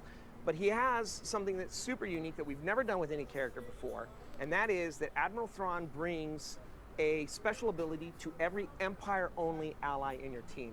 That ally will now have the ability to cleanse their own debuffs, and in doing so, allow themselves to manipulate their own turn meter. Thrawn then manipulates other people's turn meter, and inside raids, that functionality has changed a little bit. So, for example, he might do a speed down or a speed up on somebody and then later apply ability block buff. Total nerd here, but he then, when you take that into a raid, He says, I no longer do that, but I apply a defense down instead, and it's unresistible. So a lot of functionality we've added to him, made him very strategic. One other thing that's super cool is he has the ability to take his own turn meter, completely get rid of it, apply it to somebody else, and at the same time, messing with their protection. So super strategic, super excited. I'm super excited. He's getting creative out there. Yeah. Almost an artist of war. Yes, totally an artist of war. Yeah, he's incredible. Can We're you very tell us a bit about the event that's coming up? So, you will be able to acquire Grand Admiral Thrawn through our traditional legendary event structure. They So must have made millions and millions of dollars on this iPhone game to dedicate this much time to it. He's their primary protagonist, or I'm sorry, primary antagonist. And Yeah, so, I was about to say, wait. yeah, he's their friend, best friend ever. So you'll take your Phoenix squad, you'll go in, you will fight Thrawn, and you will be able to acquire the Thrawn, up to a 7-star Thrawn through the participation in this event. Cannot Yeah, wait. we're really excited. So, yeah. All right. Well, that is our. Actually, when can players get Thrawn? Yes. So Thrawn will be available June 15th in, like I said, traditional legendary style event. We're super excited, so you got plenty of time. The game is set up for you right now. We've brought all the Phoenix members into the game. They're completely accessible. So go, get them ready to go. Thrawn will be there. Like I said, everybody's really excited. We're amped. Awesome. So next week, you're going to be able to get your hands on Thrawn in Star Wars Galaxy of Heroes. So that concludes our EA Star Wars portion of the show. We're now going to throw to Need for Speed Payback. I believe we've got an awesome trailer. So, all right, thanks everyone. Why are we... We were a crew, and she left us with nothing. We are gonna end this, starting now. Get me close to him, and I'll take care of the rest.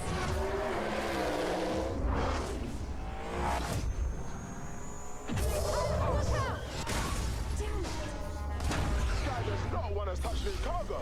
There's something much bigger going on here. Jump! Get down! Hey, Matt. You built this all yourself? An artist can turn any scrap into a supercar. This crew right here, that's the future.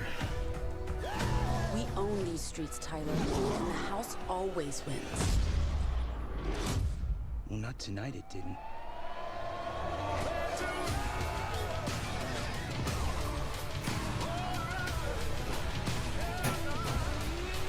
It looks damn good. I'm pretty excited about that one, to be honest. Hey, what's going on, guys? We're here at EA Play checking out Need for Speed Payback. I got two devs here with me, and we're going to be checking out some gameplay and some customization. I'm here with Will Ho, who's the creative director on Need for Speed Payback, and Bryn Albin, who is a vehicle director on Need for Speed Payback. So, we're going to be jumping into some stuff. Can you give me a little heads up of what we're going to check out? Yeah, Need for Speed Payback takes all of the classic elements of Need for Speed that all of our fans love. It's got authentic car culture, iconic cars, deep customization, intense racing, epic cop chases, and gorgeous environments. We're taking all of those classic environments, we're putting them through the Hollywood lens. Hey, that other guy, he's just not. We'll just cut him out, all right? You don't need to see that other guy. Should we just jump straight into Let's it? do it. All right. So we're going to jump into the Highway Heist. What exactly is this? Yeah, so this is one of our action blockbuster missions in which we have 3 characters. We're introducing 3 characters in Need for Speed. One's Tyler, aspiring street racer. Second is Jess, who's going to be riding shotgun. She's the ultimate professional action hero. And then we've got Mac. He's going to be providing remote reconnaissance. He's a little bit of a joker, a little bit of a showman, providing a little comic relief, right? And so these 3 characters are going to work together to try to steal back a car that the house stole from them. Right? And the house is this evil cartel in the city of Silver Rock. They control all the street racing, they control the casinos, they control the cops. So really, they're stacking the dice against you. Okay, so that's what we see here with the Koenigsegg being loaded up into the back of the trailer?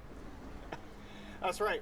So this is the car, Koenigsegg Regera, with $2 million. Right? And it's being loaded in the back of this truck. That driver is not going to make it easy for you to try to catch up to him. And these guys have devised a plan where they're going to hijack that truck and steal this car in motion in classic action movie fashion. All right, sounds good. I think we can handle that. Time to show the house. All right, so I will say I've played this a couple of times already, so I sort of know what to expect, and I hopefully won't crash. But so where are we exactly? Can you explain where we are and so the whole landscape? The first thing you see here is... And the first thing he does is take out the side. Most diverse open world that we've ever built for Need for Speed. It's got a massive city called Silver Rock with tons of different districts that you can explore and race in. Plus, we've got the mountains for great, drifting events and hill climbs. We've got the canyons and a desert. And this is a place called Ember Valley. You look at it, it's sunny, it's hot, it makes you thirsty just looking at it. And it's the perfect setting for an action movie heist like the one you're about to do. So one of Nah, the things he's doing all right now. I can just drive off-road. You're no longer confined completely to the road. That's right. It's the most open Need for Speed experience we've ever built. So you can find your own path. I mean, we've got checkpoints in this mission to lead you straight to that truck. But when you're free roaming, you can go off-road. You can explore this world. It's massive, and there's tons to explore and tons to find. Cool. So what's going on here? There's the truck. That's what we got to take down. Rendezvous point. The crew, they're meeting here. They're waiting for this truck. It's carrying the $2 million Koenigsegg. It's going to whiz past here, and then Tyler and Jess are going to hop into action here. They're going to hop into their Mustang RTR. Yeah, classic Need for Speed ride here. All right. So what's the plan? What are we planning to do? Yeah, so Tyler's going to take the wheels, going to use his street racing skills to carve his way through dense traffic. He's going to deal with some AI rivals that are going to protect the cargo, but most importantly, he's going to drive and catch that truck so that Jess can get into position to hijack this truck in... Can they wait any longer? All right, sounds good. Let's get going and catch up to this truck. See what you can do, Nick. All right, so I've got nitrous. There we go. You got nitrous, punch it. You're going to try to catch up to these rivals. We got 2 Dodge Challengers, all blacked out. They're clearly evil. You Gotta take them out. Yeah, let's go. The house won't let us anywhere near the truck. So, We've we got health on top. Whoa, that was a quick takedown. That was a big takedown. You are a natural action movie hero, man. Oh, the second one. Nice hit, Ty. Yeah, so we've got these cameras that present your biggest, baddest crashes in the game. Alright, so let's catch up to the truck. The plan is to catch up to the truck by the tunnel, because in the tunnel, any air surveillance, they're not going to be able to see this hijacking in motion. So you got to take this truck down in the tunnel. So one thing I think we should talk about really quickly is just the way the game feels. Could you mention that a bit? Yeah, we pride ourselves on having heroic driving physics that are really pick up and play. So anyone can pick up the controller. They're hopping on this Mustang. They're going 150 miles an hour, and they feel like a hero right away. So we caught up to the truck, and things never go to plan. Yeah, in action movies, things go sideways. So, the truck driver really doesn't want you to steal that Koenigsegg. So he's brake checked you, the doors are flying open, you're set back. He's just, he's booking it right now. He's plowing through all these traffic cars, making life tough for you. You got to navigate your way through the scene and catch up to that truck. He's made an absolute mess of this highway. All right, so I'm pushing. All right. You can catch him, Nick. I'm going. Nitrous.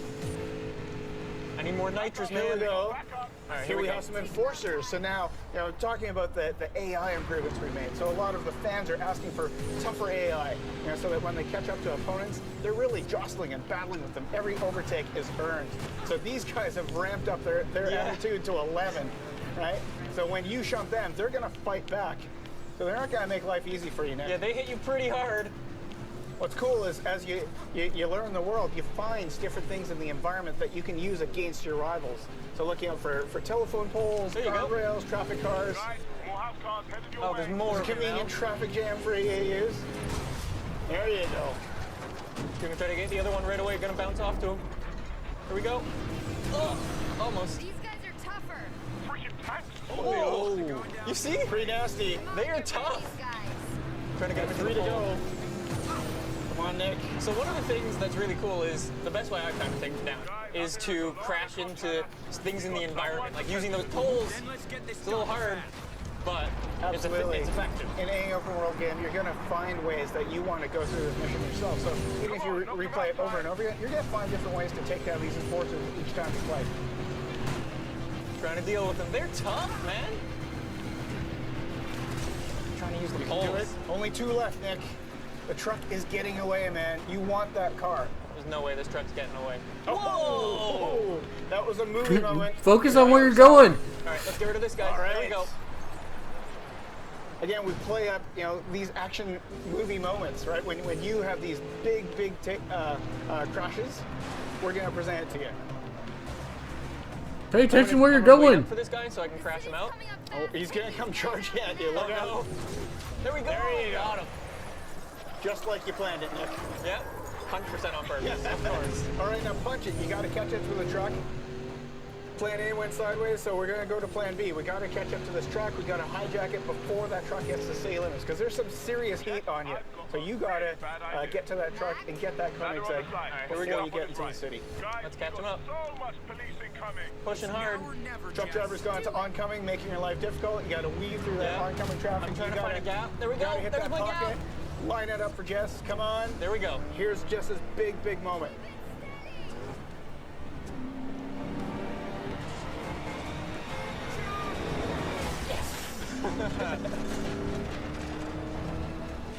With 3 drivable characters, we have in our action missions these dynamic vehicle switches. So you were playing as Tyler the Street Racer. Now What do you think about this, Kate? Koenigsegg, and you drive as Jess. It actually looks pretty fun. Switching characters, I like it. And there you go. You got it.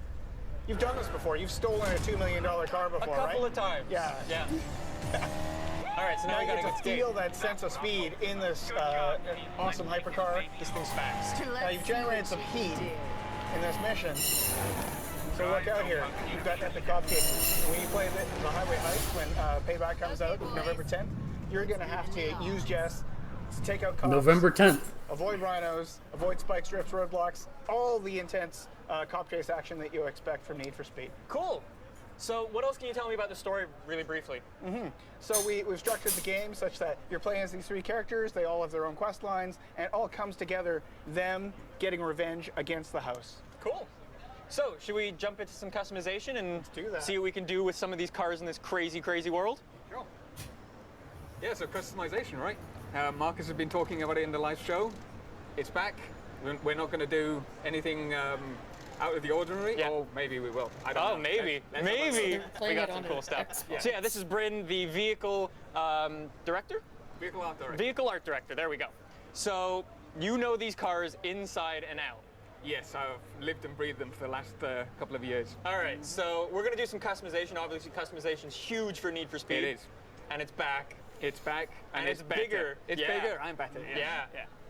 So I think we'll try and boot into the garage, and then we'll see what cars we've got on offer. Yeah. So just briefly, we should talk about the garage itself. Yes. Yeah. So the garage, we've got space for 5 cars in our garage, but So we've not really seen anyone do this format with their press conferences before, whereas they are dedicating such huge amounts of time to an individual title. As many as you want. Absolutely. I kind of like it. All right, so let's talk about some of these cars. So we've got the BMW M4. It gives a good showcase of the abilities for So this the time we've upgraded. We've gone for the GTS. for the titles so it's themselves. A bit more track orientated. It's a bit more performance oriented. Okay, we got some muscle as well. We've got some muscle cars. So last time around we didn't really hit the money on the muscle cars. So yeah, we've done a bit more this time around.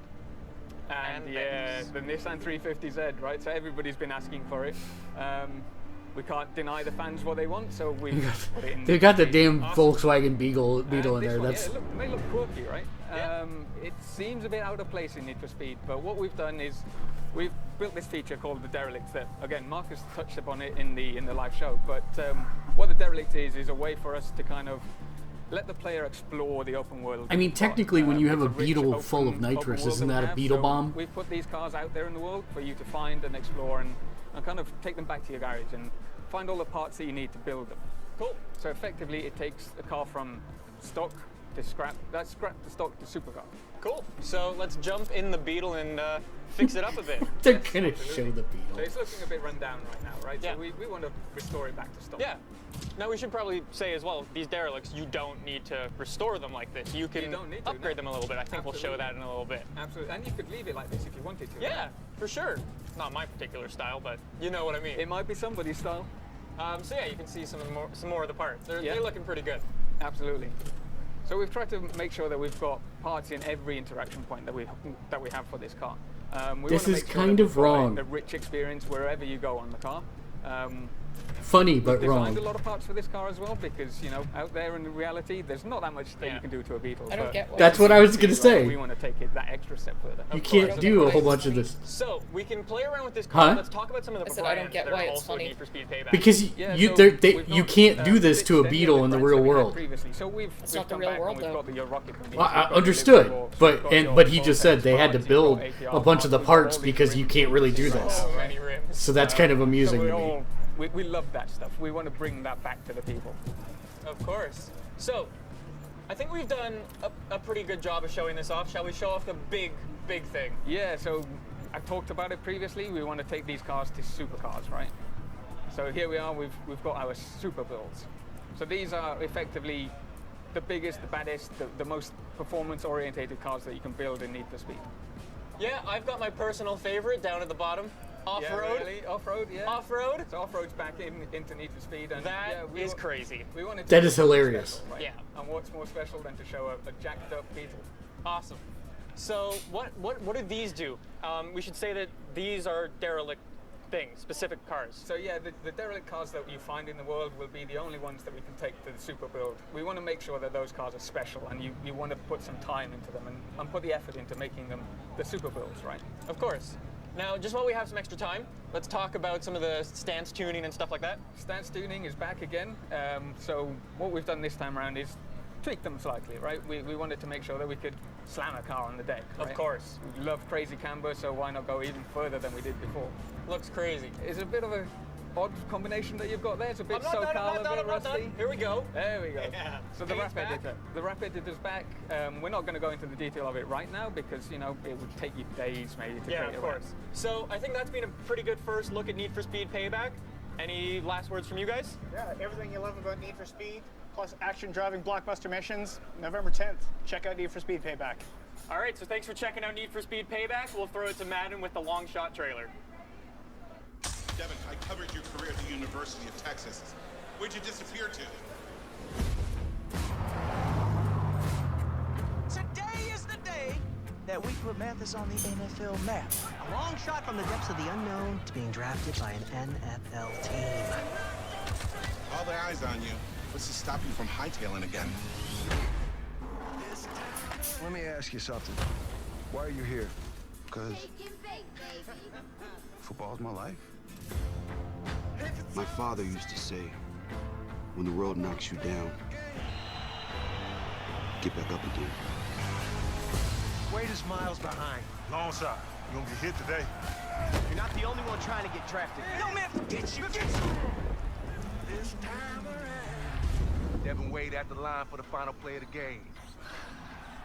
It's the biggest moment of your life. Let's go out there and prove to the world that we belong.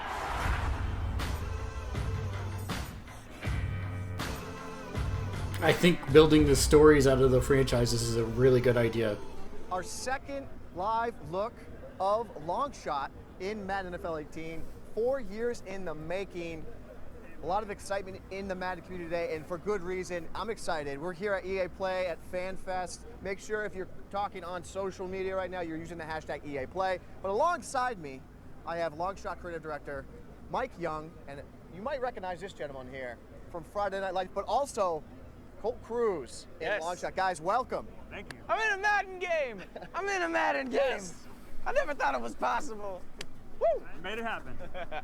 Yeah, guys, this is a really exciting time, and I know especially for you, 4 years in the making of this process to get to this day, and really some of the main questions that we're focusing on here is the story of Long Shot. It's a football story that you can play.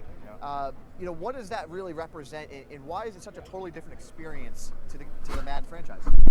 Well, what we went about was really making the first campaign mode in a sports game. So we treated it more like that. It's an interactive movie that you're playing. So it's a totally different format than we've seen in other sports games when they've done story. And I think people are going to be blown away by how emotional it is, how much off the field there is to do and play. And the performances, cinematography, it really does feel like this seamless movie versus a career mode with story scenes. And that's the future of gaming, really. I mean, every year Madden's going to push the envelope to be the authority on football as far as gaming goes, with graphics and with new ways and techniques that you can play it. But storytelling is the future. Yeah. Storytelling is where it's at, and the fact that you are getting a movie basically in Madden that has great actors and NFL Hall of Famers all wanting to be a part of it, then you know you got something special. Mike did a bang-up job, man. You say there about storytelling, right? A little later on, we're going to bring on some game changers. We're going to bring on some YouTube. Hey! No way. What are you guys talking? No way. You guys having a little conversation? That was not planned. Anything can happen on National Live Internet, I swear. J.R. Lemon, one of the stars, Devin Wade. Devin in the flesh. The long shot himself. Thank you for having me. Can I shake your hand? Amazing. Can I shake yours? Yeah. Hi. Wow, Nice to meet you. this is a guy moment. This is a bro This moment. is, it is. Nice. I've been watching you a lot on virtually a lot, so this is fantastic to see you. Yeah, so pleasure. Wow, things changed. Okay, so we were actually just talking about the power of story, how it's affecting not just entertainment in general, but these moving exchanges forward are to the so gaming industry. painful. And for you, what was the story like for Longshot? What was that emotion about for you? Well, you know, I always I have a feeling that actually wasn't planned. Come on, get in there. Oh, get in the He doesn't have a mic I always call it, or anything. We'll just get a little closer anyway. Always want to meet him. I call it the Doesn't orphan mean it's story. not painful. You had this guy who was Yeah, it's totally. This is painful right now. extremely traumatic. He became an orphan. He wanted to sort of start to look inside and he wanted to hide. He goes to the military. And the compelling thing about the story is watching him find his warrior again, watching him find his way out of that darkness and sort of into confidence again. I think any compelling story has those components. So that's what the story said to me, if that makes any sense. It does, my guy. Let's get one of these right here. Oh, selfie mode. Appreciate that. No, but now we're sidetracked, but again, listen, A good sidetrack. Fantastic sidetrack. So for you though now, Mike, for the core Madden community, a lot of what Scott had said there, it is about story, it is about emotion. What can the core Madden community expect when it comes to the emotion in the story of Longshot? Well, I think there's two things. You want to feel like you're part of a real NFL world. So they're going to be at the combine, a playable combine. We haven't had that since like Madden 06 or something. So there's real authentic experiences here. You actually feel like you're hanging out with Dan Marino. Hall of Famer Dan Marino feels like he is a mentor, a big brother to the Devin character. I think when you embody Devin, you feel like you have a relationship, not just this entourage style cameo, but on top of that, you just care about these characters. Devin and Colt feel like real friends that have a really big range. It's not just this surface level friendship, but you're gonna have this big range of emotion, humor, fights, a lot of conflict driving you in the story, and I think people are gonna relate to it because it's a story Mocap about suits getting to the NFL, have to be the ultimate form of humiliation not for trying to have people anyone. relate to these mega star things that are almost unrelatable. Like so few people get to that spot in their life. But this story I think is so relatable because it's really just about dreams and pursuit of dreams, and the two characters have different perspectives on how they go about it. And I think that's what's going to shine. Not to put you on the spot, but you guys are friends, right? Yeah. Okay, good. Yes. Okay, good. We have become friends. We didn't know when we started on this journey, but man, we've been there for each other. You know, it's tough. He works at Albuquerque half the year. I'm in New York City all the time, but yeah, we become boys, man. We bonded over Chick-fil-A. We bonded over Chick-fil-A, 100%. You like In-N-Out? Not In-N-Out. Chick-fil-A. Chick-fil-A. Chick-fil-A. I like In-N-Out. It's the South, Sandwich, baby. Pretty good. It's real good. Tomatoes on there, it's fantastic. So, speaking of the next question we have here, what was it like working with Hollywood talent like this right here? Well, it's amazing. You have a dream and you start the story and it's just a piece of paper. Well, several hundred pieces of paper. I've seen all of them, I can confirm that. But coming to the set and working and like developing these characters, it's so collaborative and they're so talented. And I think when we were together, they just made these people real. And it's just so fun to work with great people who care, and the collaboration was really what made it special. Like we could, talk through scenes and talk about why they're feeling the way they are, and they're just so talented. And I think it's going to be some of the best acting you'll see in video games all year from these two gentlemen. Well, I think from our side too, like you created an environment that really supported that. I felt like we felt really comfortable just creating and playing and knowing that you would listen if we had ideas or anything like that. And I mean, collaborating, 2-3 years down the line, just throughout the process with the script and just thoughts, seeing those ideas show up in the script. So I mean, that does something itself. You know, we talk about the work. I got a phone call 4 years ago, and I think one of the smartest things that Mike did was say, I want good actors, but I want good actors who are also have either played football or are huge fans of football, so we can just get that all on the side. There's no technical stuff that JR and I had to learn. I played football in high school and college. JR played football in high school and college. We understand, and up into the NFL too, and we understand. Minutes. Minutes. 5 minutes. But we understand the game, so we're able to put all that aside and not even worry about all that. All that language is not foreign to us, which allowed us just to really hone in on just the relationship that you have here. It had to be authentic. Yeah. So And then you get an Oscar winner, Mahershala Ali, who says, you know what, I want to be a part of your game. Right. That's how you know, world, that this script is legit. Mahershala Ali is in our game. It's crazy. That was surreal. Yeah. Like, okay. I remember when he walked on Not set, bad. people were like, Not bad. This actually not bad. All right. Yeah, it was him and Dan Marino there the same day. You've got an NFL Hall of Famer who wants to be a part of this, and you got an Oscar winner who want to be a part of this. And that just speaks volumes to how it plays on both sides of the that was fence. the first day of shooting, so I was so nervous walking into there. I kind of feel bad for the guy that's supposed to be the EA rep that's trying to corral these guys. With kids, Yeah. so kids make it so much more complicated because they're just having Because fun. And there's he's a football trying to and wait stuff. for the pause so that he can jump in there and cut away. Just talking smack like they do.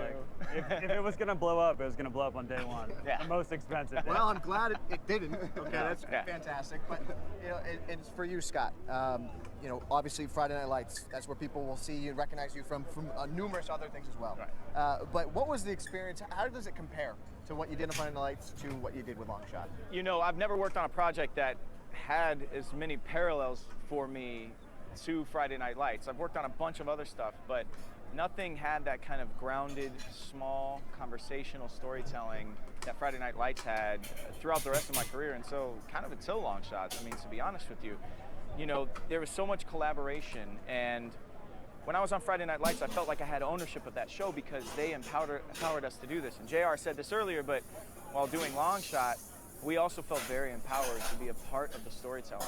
We weren't just puppets for words that somebody was very precious with on the page. Mike had brilliant ideas and lovely dialogue, but then also was malleable and wanted to we all wanted the same thing, which is to have the greatest story. And that's what we did on Friday Night Lights.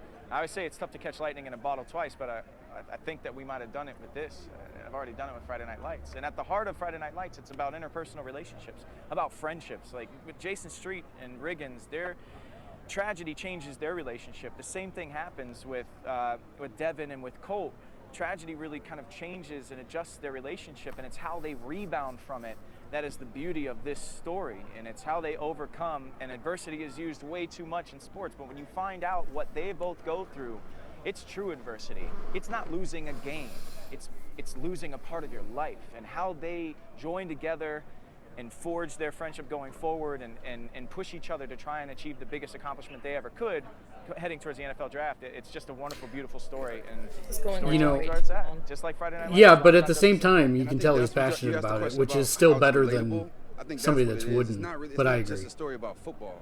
It's a story that all of us has been through in some capacity. Yeah. Trying to overcome with people that we love. And trying to, jump over obstacles. It's the human story, right? I mean, As always, let us know what you think in the Twitch comments or the YouTube How do we chat. get there, the ebb and flow of all that, and I mean that's what I'm taking from what you're saying. But both of you guys. Are we willing when we're most down? Are we willing to look in the mirror and face that and do something about it? Essentially, I mean, in the trailer, you have that moment where Devin's, walking towards the window, looking at Lucas Oil. Are we gonna be strong enough to actually get up off the couch, look in the mirror, and take action? Now, be honest, JR. When you're watching yourself in that scene, are you looking at Lucas Oil? Or are you just looking at your reflection in the hotel window? I know what you're looking at, JR. I know what you see what I'm dealing you're with. So right, man. This is what I'm dealing with every day. That's fantastic. I mean, I got to know, have you guys ever played a game of Madden against each other on the sticks? No, he doesn't want to get on. He doesn't. Because here's the thing. He doesn't want to get on against you. He doesn't want it. I haven't picked up the sticks in a while, yo. Here's what I've heard. This guy really only took the role just so he could get free mutt packs. Yo, this is true. This is 100% true. I went to high school with one of the producers on Madden, and I've been hitting him up for years, like, hey, can I get some? Hey, can I get some coin? Can I get some coin, in-game coin here? He's like, my hands are tied, man. My hands are tied. I'm like, I know they're not, but now You got no excuse. No excuse. I know a guy. Somebody shows up with a full-on I'll give him a guy. team overall rating of 99. You're gonna be like, oh, that guy. He's even That's gonna have Porter. a card. He got, you know, 28 billion. Pay to win, yay! That's all Ruby. You just heard that right there from Mike Young. He's gonna have his own MUT card. That's gonna be fantastic. Oh, I get my own MUT card? Yeah. Wait, Cole Cruz is gonna be in Madden on the team? What? Be ready to play with the Cruz missile, baby. All right, now it's coming. Guys, it's time to bring in the game changers. Awesome. It's time to bring in our YouTubers. We have Anto the Boss and we have iMavic. They're going to ask the tough questions. I just gave the layups. I just gave you the easy ones. Okay. These guys are going to ask the tough ones. All right. So let's bring them in. Anto, iMav, come on in, guys. Yeah. What's up, man? Yeah. How you doing? How are you? Good to see you. Gibbs. Gentlemen. What's up, bro? Good to see you. What a time to be alive. All right, we have a nice wide set here. We could basically start our own team right here, almost, right? But, all right. Anto, Mav, take it away. Puppy says he's bored with I Madden. noticed a lot of familiar faces, and I wanted to Little ask bit. Mike, what other stars did you work with when creating Longshot? Well, we mentioned earlier Mahershala Ali. That was pretty insane. You know, it was before he won the Academy Award. What was cool about the role at the time is I think we were mostly familiar with him being this like tough military guy in things like Hunger Games or, you know, a tough character in like House of Cards. But we got to bring him in and he's playing this father. And I think everyone on set that day was like, I wish he was my dad. You know, he was so warm with the children, and it was a way up until, you know, obviously Moonlight, he plays a father figure, but we hadn't seen that yet. Yeah. So it felt like, wow, we're seeing a different side of him, and it was so amazing. We had the Dan Marinos, the Chad Ochocinco's. Wow. Those days were super fun. Everybody was geeked out.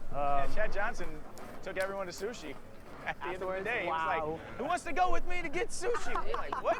There's a 40-person crew standing around. We're like, what, all of us? He's like, yeah, let's do it. I mean, he had a blast. That was pretty cool. I mean, we had film legend Barry Corbin. I mean, there's just that was a good moment. so many people and so many stories from set. It was incredible. I think people will love the cast because it feels grand. I think a lot of the gaming stories feel small, like not very many characters, not many sets, but I think this is an epic story with an epic amount of places you see, epic amount of cast, all just so much variety to it. Women, children, 80-year-olds, 8-year-olds, so it's really cool. That's awesome. Fantastic. Nice. Nav, your turn. So I guess my question would probably be for the stars here, all right? Oh, that's easy. So I know it was a 4-year process, right? Putting together Longshot. What would you say was the biggest challenge for you guys? Oh, man. Tough ones. Waiting. Making them think, yeah. Waiting. Yeah. To get a phone call from Mike 4 years ago, say, hey, we want to make this game in Madden, and we'd love for you to be a part of it, and then not hearing another word from anyone for like 9 months, and I'm just like, right? Did he change his number? I get a text back. It's like, sorry, new phone, who this? I'm just like, am I still a part of this thing anymore? And then 2 years ago, we end up in Vancouver for just a week, just JR and I, and I walk in and I'm like, they've already got all this footage of other people playing our roles, like stunt guys and stuff. They had done like some test footage. I'm like, I got recast again? Right. And then I couldn't make it down to Orlando. I was shooting something in New York. And then there's a table read in Orlando, and some guy texts me, 'cause I went to high school and college in Orlando, and I knew this cat. He texts me, he's like, yo, I'm at this table read. And I was like, they cast me again! They recast me again! It was just like the waiting, I'd say, was like my biggest problem, was like, because it takes even double the time of a movie or a TV show. Like sometimes you'll shoot a movie or a show, and you know next year it's coming out. But with the game, the cycle to build this thing from the ground up takes so long. And it was just shifting my It's brain. interesting that they've been sitting on this for 4 years. I'm kind of surprised they didn't launch FIFA, you know, all the story modes across all the channels at the same time. Which was great because I got to make the script him. You know, think about his specific talents, his personality, and really custom the role for Scott. And having somebody like Scott commit early was definitely a lot of confidence that this thing could be real, and people were excited by it. And then we went on the long journey of trying to get it greenlit and all that. Okay. Oh man. So mine isn't as deep at all. My biggest hurdle was getting over this doggone camera that you have in your face, right? Like, so we're having arguments, and like we forget this camera's there, and we just like clashing the camera. And every time it clacks, like we got to start over. Yeah. Like, Every time you got to start over, you got to do. Yeah, you gotta do the T-pose and. Okay. That was my biggest one. Okay. Just like the. Have you ever seen like the motion capture shoot where they I have. the thing and the dots all over your face? Yep. Yeah. You can't put your hand in front of your face. You might want to wipe your nose. Can't wipe your nose. Can't wipe your nose. So it's more Might have a takes little than you're scratch. used to doing. Yeah, like if you want your character to rub his eye in the scene, you got to do this. Yeah, you're like you got to like reach, but not actually touch your face. Exactly. It's like so strange. So that was one of mine. Yeah, we got really close because we spent in effect 6 weeks together in wetsuits with each other. For real. It was just me and him Hey, in wetsuits. it was some man Bunch moments. of shiny balls all over ourselves in face makeup that looked like we were a cat's reject. Tight, yeah. Yeah. It made it fun. Way more challenging. What's amazing about the cast is that they're in the same white wall room every day. What a These stark suits, contrast. they don't have costumes, The they last don't two have props. segments were nothing but gameplay, and this segment is no gameplay. It's so believable and natural, and I'm just so proud of what these guys did. And I think with those cameras and how unnatural it is to have 40 people staring at you, and then these weird outfits and all these rules, on addition to just being present in the acting, I'm just blown away by them. Yeah. Thanks, Mike. I think we all just had a moment. I feel like we're all becoming friends, like closer. Without I'm the excited suit, about it. yeah. Oh, This one out? Yeah. If we can hug it out, we'll hug it out. But The same emotion you'll find in Long Shot. Hey. I got a question for you guys though. Are you excited about Long Shot? I am excited. I am. It's like the first Definitely. time we've seen something like this, so I think a lot of fans are going to be excited as well to play it. Nice. Right, yeah, nice. it's a new experience to Madden. So Yeah. I feel like we're going to reach a whole new audience, bring a lot of new people in, and hopefully that carries over to the other modes as well. you know, the crazy thing is about that is a lot of guys like you YouTubers and that create content online, you guys would like fake making your own story mode, right? But now you got one. Now we got it. You got one, right? Now we And got so it. Now you actually have a true, authentic story. Exactly. A lot goes to these guys. There's a lot of guys behind the scenes that you got to give a shout out to as well. But overall great experience. I got two things for you though. Oh, he's got I one. do have one thing to say. I just got one thing to say, and it's important for everybody out there. When you see this and you know that Devin is a character that you're going to play, not everybody's Devin is going to be the same. And it's important that we get the point across. Everybody's going to be able to play Devin differently. There's branching dialogue. There's different choices. The outcome of this game, you think everybody's going to get drafted? That ain't the case, man. Not necessarily. That ain't the case. So everybody's going to have a different path with Devin. It's not just, oh, I got to play as Devin and Colt. No. You play Devin how you want to play Devin. You play Colt how you want to play Colt. That's it. So you still have all of that opportunity to make your own choices. Right. It's fantastic stuff, guys. I appreciate all of I you like for that idea Scott, that it's Mav, like Mike, Yeah. JR, the one Monto. character, but he's I different for appreciate it. everybody. I got one request, and you're Okay. gonna have to help me make it happen. All right. We have to find the behind the scenes of them smacking into each other with the. You absolutely. gotta get them in the wetsuits. I gotta see it because we're gonna put all that online. I mean, we're gonna find a way to do love it. it. We're gonna find a way. Expose them. We'll make sure you look good. Don't you get a worry. pic when we Yeah, record. let's get one. Let's get Let's one. do this. Another one here for the fans. Get it. Oh. That's right. Yeah. He's on video. Oh, yeah.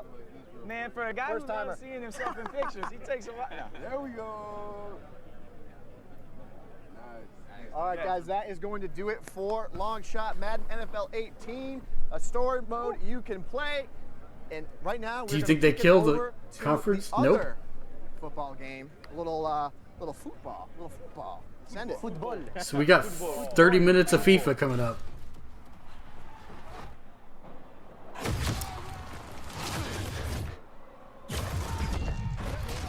Baking guy should be at attention at this point, since this is the only thing he cares about in the world. There's no I in it, I bring in all my team. Who do you wanna holler, who do you wanna never know?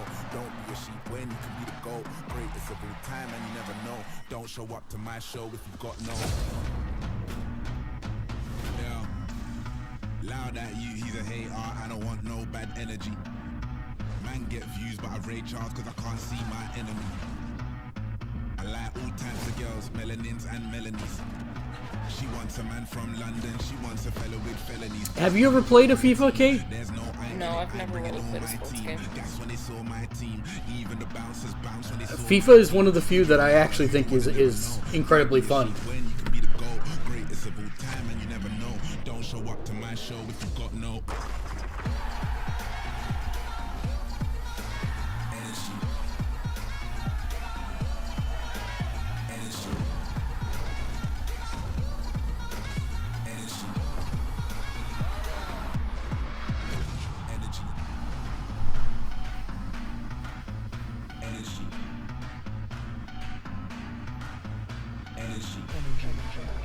That is right. We are going from football to football. It's the hottest game known worldwide. Absolutely. FIFA, and it's back. It's bigger than ever. FIFA 18. I'm here with Sam and Matt, the creative director and the lead gameplay designer, talking about a brand new FIFA, guys. Now, last year, FIFA 17 blew the world away. How are you guys doing up in Vancouver, knowing that you have to top that and make it even bigger and better this year? Yeah, I mean, it's always what drives us, right? We always want to bring the best game to market, and yeah, last year was a massive year on many levels. It was the transition to the Frostbite engine, which was huge. So how many copies it did sold FIFA over 17 21 million sell? copies, so a record year across the board. Not bad. 13 million? Not bad. And then obviously one of the bigger things was the introduction of the Journey and Alex Hunter, who in just 1 year has become one of the most famous names in all of football. So an incredible year all round. I mean, we had the Men in Blazers on stage, and we're so hyped about 21 Alex million. Hunter. What's he up to? What's he doing? But it's not just about Alex Hunter, obviously. I mean, when you guys announced the cover star for FIFA 18, everybody was like, whoa, that looks way better than that statue that was at that airport. That looks actually like Cristiano Ronaldo. But bringing in Cristiano Ronaldo, what is that experience just to kickstarting that experience and making it happen? How did that feel once it all culminated into what it became in FIFA 18? Jose, well, first of all, it was an awesome experience working with the best football player in the world. We went to Madrid a few months ago to motion capture Ronaldo, and we're putting his animations in the game. Yeah, FIFA 17 was the basically best-selling helping us console create what title is in the biggest world leap in the for history of 2016. gameplay. So that's quite important for us, special attention in gameplay this year. So there's so many new features that I want to tell you. 1 billion in operating cash flow in a quarter. The atmospheres and the dramatic In a moments. quarter. Let me start with the player. First of all, we have a brand new animation engine. Most it's games, called the if Real they get Player like a Motion tenth of Technology. that, It's a system Yeah. that allows us to pick animations every single frame. Super successful. In the past, we used to do every step the player takes. That's an animation. 685 million in microtransactions Now, because it's every single frame for the human eye, just in looks like just fluid Q3. motion. The movement of the players is very Just fluid. Q3. And this engine also gives us responsiveness, fluidity, and personality. So you will see how the entire feature set is about those three things. This will break it down for you. So 685 million in digital revenue. 169 million of that was just purchasing the games. That means that basically 500 million of it was the actual add-on content for 1 quarter. Sterling, his hands like that. Robin, the hands more like in this position. And people are still like, why do they Jordi keep Alba, the talking chest about up. FIFA? You will see all those Gee, I characteristics in wonder. the game. And we Yeah, have also yeah. 6 new archetypes for more personality for every single player in the game. So before, all the players would share the same animations for running. Now there is the short, medium, and tall player with the skinny and stocky options. So everybody is going to have more personality in the way they move.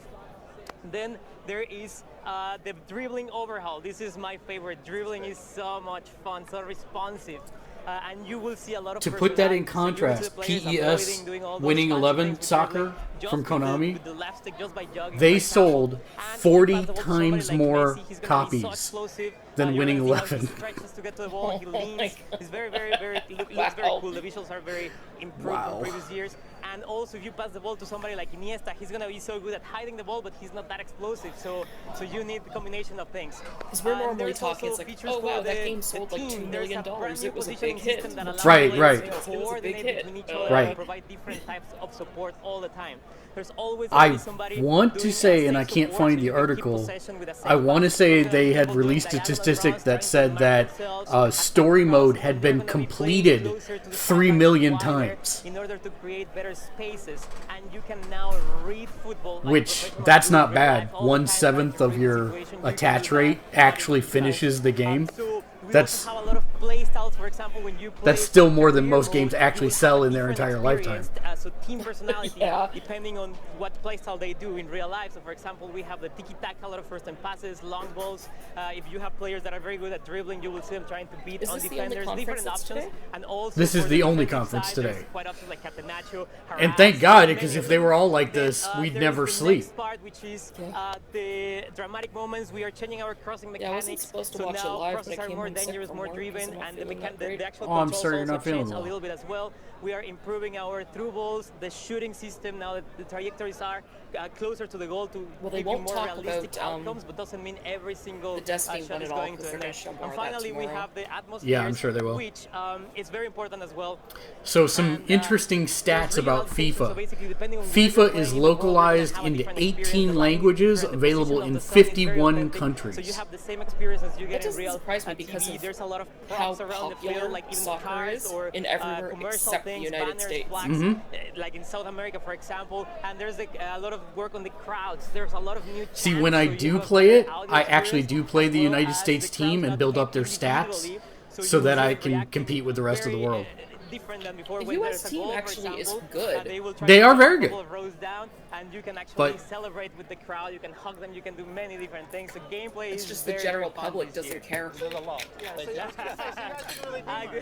FIFA sales trending before this year were rising as much as 23% year over In a year. game like FIFA, especially where people have grown to expect Yeah, to 'cause, play like, a the certain US way. team Do you guys is the ever? I only mean, is it a team, I challenge for think, you guys to make it new? it has the but longest still streak make of it making seem the like World the Cup players who are without good at mixing it. FIFA can Yep. jump in and know exactly what they're doing and notice the differences that you guys made? For sure, it's always a challenge. The game has to be very deep. So people that are new to FIFA, that's true. People that are new to FIFA, they need to be able to play it easily, and then people that are very experienced, there needs to be a lot of depth in the mechanics.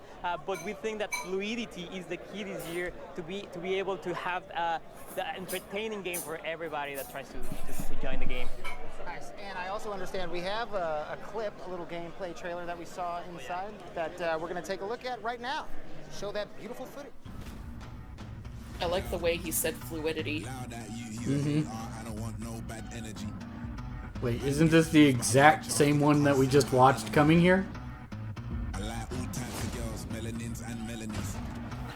Okay. Slightly different. There's no I in it, I bring in all my team. That's when they saw my team. Even the bouncers bounce when they saw my team. Who do you wanna holler? Who do you wanna never know? Don't be ashamed when you can be the goal. Great, it's a good time and you never know. Don't show up to my show if you got no.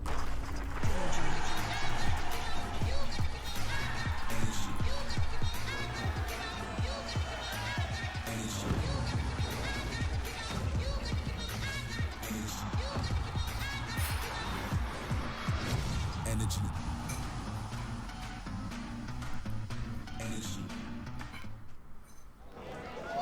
PS4 for the players. I mean, obviously, Come on. I want that in my life. And obviously, introducing the Journey last year. I mean, we talked about it earlier. Alex Hunter, the most tweeted about footballer in the history of the world. September Scored like 29th. 32 million goals last season. 36 million. Sorry, Alex Hunter. 360 million, I think, actually. You know what? Come on, don't undervalue He it. scored over 1 million goals. There's no need to talk about how many over hundreds of millions of goals.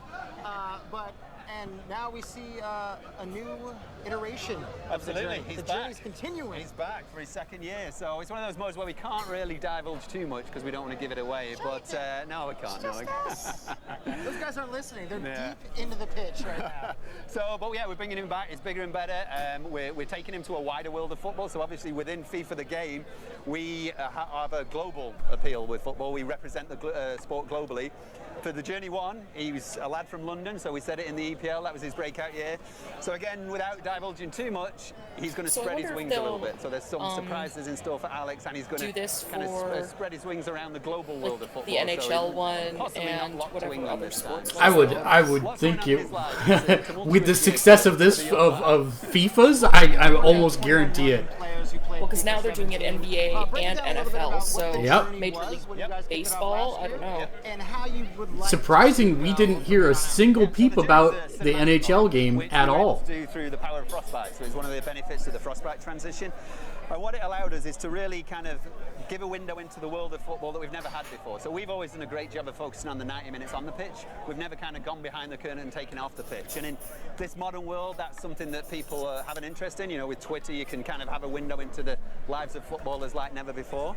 So we wanted to really bring that kind of what makes football a tick, what's his, you know, family background, all that kind of stuff. And obviously it resonated spectacularly with the, you know, over 13 million people played it. A whole bunch of those completed it through to the end and replayed it in many cases. So it really offered us an opportunity to show a side of football that we'd never done before in FIFA.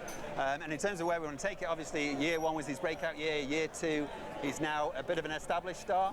What he won was entirely up to the users, so you could have won the FA Cup, you could have won the EPL, you could have even got relegated. That was one of the beauties of it. It wasn't on rails, there was a lot of choice, and basically his career was in your hands.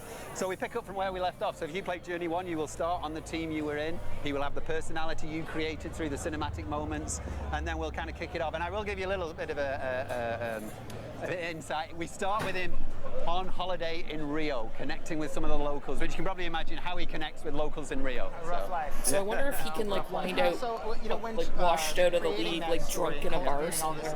How do you go about Probably not to that extent would be my guess. character who's going to be That'd be going kinda on funny, this though. journey that you're taking him on, Yep. but make it resonate with people who might have been a professional football player, Yep. or if they just wonder what that life is like? Yeah, well, one of the other challenges is making it resonate with people around the globe, because it was set in England, so it's important that the story is fundamentally about football, and it resonates with a football fan. So even if I'm from South America, I can connect with this story on a footballing level.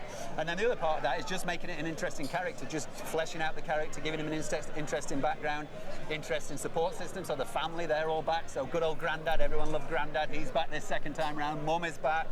So just creating not just an interesting character whom you control, but the support system and the characters around him. Hashtag Granddad's back. They resonate with users and are interesting as well, and that obviously happens. And what do you think was the most crucial sort of piece of feedback you received from people who did complete this journey, Yep. or just from fans in general? Was Yep. there any sort of comments that they made that you were like, oh yeah, we should sort of go in this route, or maybe try something like this? Yeah, absolutely. We have a great relationship with our fans, and we value their feedback because they're the most important guys. They're the ones that play it. So the good news is they loved it. They really resonated with the fact that they controlled his personality. You know, like I say, it wasn't on rails. One of the things we did take from the feedback was they wanted more big, major decisions in his life. Some key decisions that will change Alex and those around him. So keep an eye out for those. Some big decisions that you have to make as Alex that will affect the story and the characters. And Yeah, maybe you can end up washed up in a bar. Talk to because I don't want to spoil it. But there's a lot of good stuff in there. I'm thinking like downloadable DLC, a villain character comes into his life. That villain is played by me. Right, okay. Mocapped in Ronaldo's suit, so I run like Ronaldo, I'm ripped like Ronaldo, and it could just create some tension. We'll put that on the ideas board. I mean, if there is an ideas board, I'd like that to go right to the top. Well, I was thinking more of the ball board. Obviously, a lot of people are excited about the journey. We do have a trailer explaining what's going down in the second part of this journey coming in FIFA 18. There is one question on everybody's lips. What next for Hunter? Everyone's hunting Hunter. Alex Hunter has been talked about. I think all this Alex Hunter talk, I think that's just paper talk, if I'm honest. Sehen wir Alex Hunter bald in der Bundesliga? Seine Spielweise ist atemberaubend. Alex Hunter is a proper talent, a huge talent. He needs the right club and the right manager. Any club will be lucky to have him. Alex Hunter is in the media every day, and it's getting annoying to be fair. Oh, it's so irritating. What kind of club would let Alex Hunter go? I'm not really sure that a move is the right thing for him. J'espère qu'il n'y aura rien. But this guy's getting too big for his boots, blood. Alexander is a great player. He's a beast. Yeah, she is. He's very quick. Got skill. Amazing skills. Hunter è un attaccante fenomenale. Hopefully he's got good people around him. Hunter's bombed his bridge. He has to look after himself. Go! Go! I would move. Rumours have got to stop. Don't go, Alex. Alex Hunter, you really are wasting time. Will Alex Hunter stay or go? Are you sure this is what risky. What about this tour of the US coming on? What does your heart tell you? If I stay, it will be double.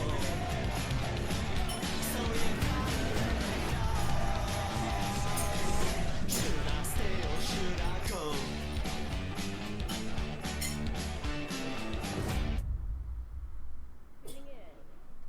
PS4 for the players.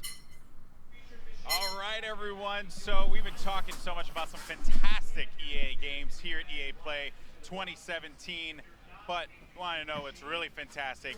Some Battlefield, baby. That's right. We're going to have some Battlefield 1 action. I'm Golden Boy, joined by Andrew Galata. one of the guys working on this incredible game, as well as my homeboy, my partner in crime when it comes to these events. Wesley, how you doing, man? I'm not too bad. How are you? Fantastic. I can't wait. I mean, we're gonna see some awesome stuff with Battlefield 1. Yep. In fact, you know what, Andrew? Let's just jump into it. What are we gonna see today? Well, today we're going to take a look at Nivelle Nights. This is a first night map for Battlefield 1. Okay. Night map. Yep. Now, what are some of the challenges with the night maps in particular that you found when you were making the game? Like when you were making, these maps? Well, obviously, the first thing that comes to mind is lighting, right? You Yeah. don't want to be in complete darkness where you can't see your opponent. You want to be able to view your opponent and get a good shot off. So it's really finding that fine balance there, really getting in, making sure that you can be strategic. So we wanted to be able to make sure that you could also find dark corners, hide a little bit, get where you needed to go. Sounds like my play style. Oh, yeah. Just hide in a corner. And hide in a corner, just snipe, right? That's what you're doing? No, I just wait with a shovel. And then Oh, when they you're the come back, shovel guy. whack him in Yeah, the back of the head. yeah. Oh, I roll, Wesley. What about you? How do you play? Well, I'm trying to stick to assault. I'm more of an infantry player, so that close quarter setting, which we'll see in a minute, is definitely something that you can focus on this new map. Having played it in the testing environment, you're going to see some good close quarters gameplay. Yeah, today. the trenches play really well here. Yeah, they do play really well, and there's some interesting differences between the two trenches that I think we'll talk about later on in the stream. Oh, I can't wait. I can't wait to share it. So many details So put into this people map. had a chance to play this before Yeah. in the test server. Yep. Was it as detailed as it is here, or are people going to see some new things that they haven't seen before if they played in the server? Yeah, so on our CTE, the community test environment, it was in its kind of pre-alpha phase. So you're going to see a lot more details. It's really refined, making sure the artwork is as polished as possible, the gameplay is as polished as possible. So you might find a few little areas for cover that you probably didn't have on the CTE. Okay, I like that. I like that a lot. And it's very exciting because I think when a lot of people thought about World War I, and it's exciting for some, and for others it's also concerning, which you'll see in a little bit. They have nothing to be concerned about because everyone thought, oh, World War I, trench warfare. Right. That must be Yeah. so boring. And Yeah, obviously you guys didn't do that when the game first came out, but now you are bringing it to the trenches. Right. What were some of the challenges in making that combat? That's actually a really when you good think point. of World War I trench warfare, it's one trench on one side, one trench on the other, and you wait, right? Who's going to storm the other? And then the guys who get up out into the open, they're the ones that die first. But the way we went about it is we wanted to create a no man's land in between both trench sets. So we put a lot of cover and a lot of interesting spaces where you can even have some really good combat outside of the trenches. But once you go in, the turns and the corners and all the little nooks and crannies, tons of fun happening. All right, well, without further ado, let's go ahead and jump into it. Neville Knight here, and this again, this map looks incredible. If you guys Can we haven't have had a Wonder Woman chance as DLC? to check it out, I was here at just EA thinking Play, that. oh, Get out of my you're head. gonna be in for a treat here. Wesley, what do you have for me, buddy? Just wanted to say straight up that you might have noticed we're playing the Conquest game mode, but both sets of teams have got 2 captured flags already, and then in the no man's land in the middle, that's where you've got 2 neutral, uncontested flags. Yeah, that's something really unique to this. We wanted to make sure that the 2 flags that were in your point. God, are that's the gonna be flags so you much already harder. have. We thought it'd be really weird if you had to capture the flags that were already in your trenches. Okay, is that something that you guys are experimenting for this one, or is it something that we could potentially see in other maps as well? Yeah, I think that you might be seeing some more of this in the near future.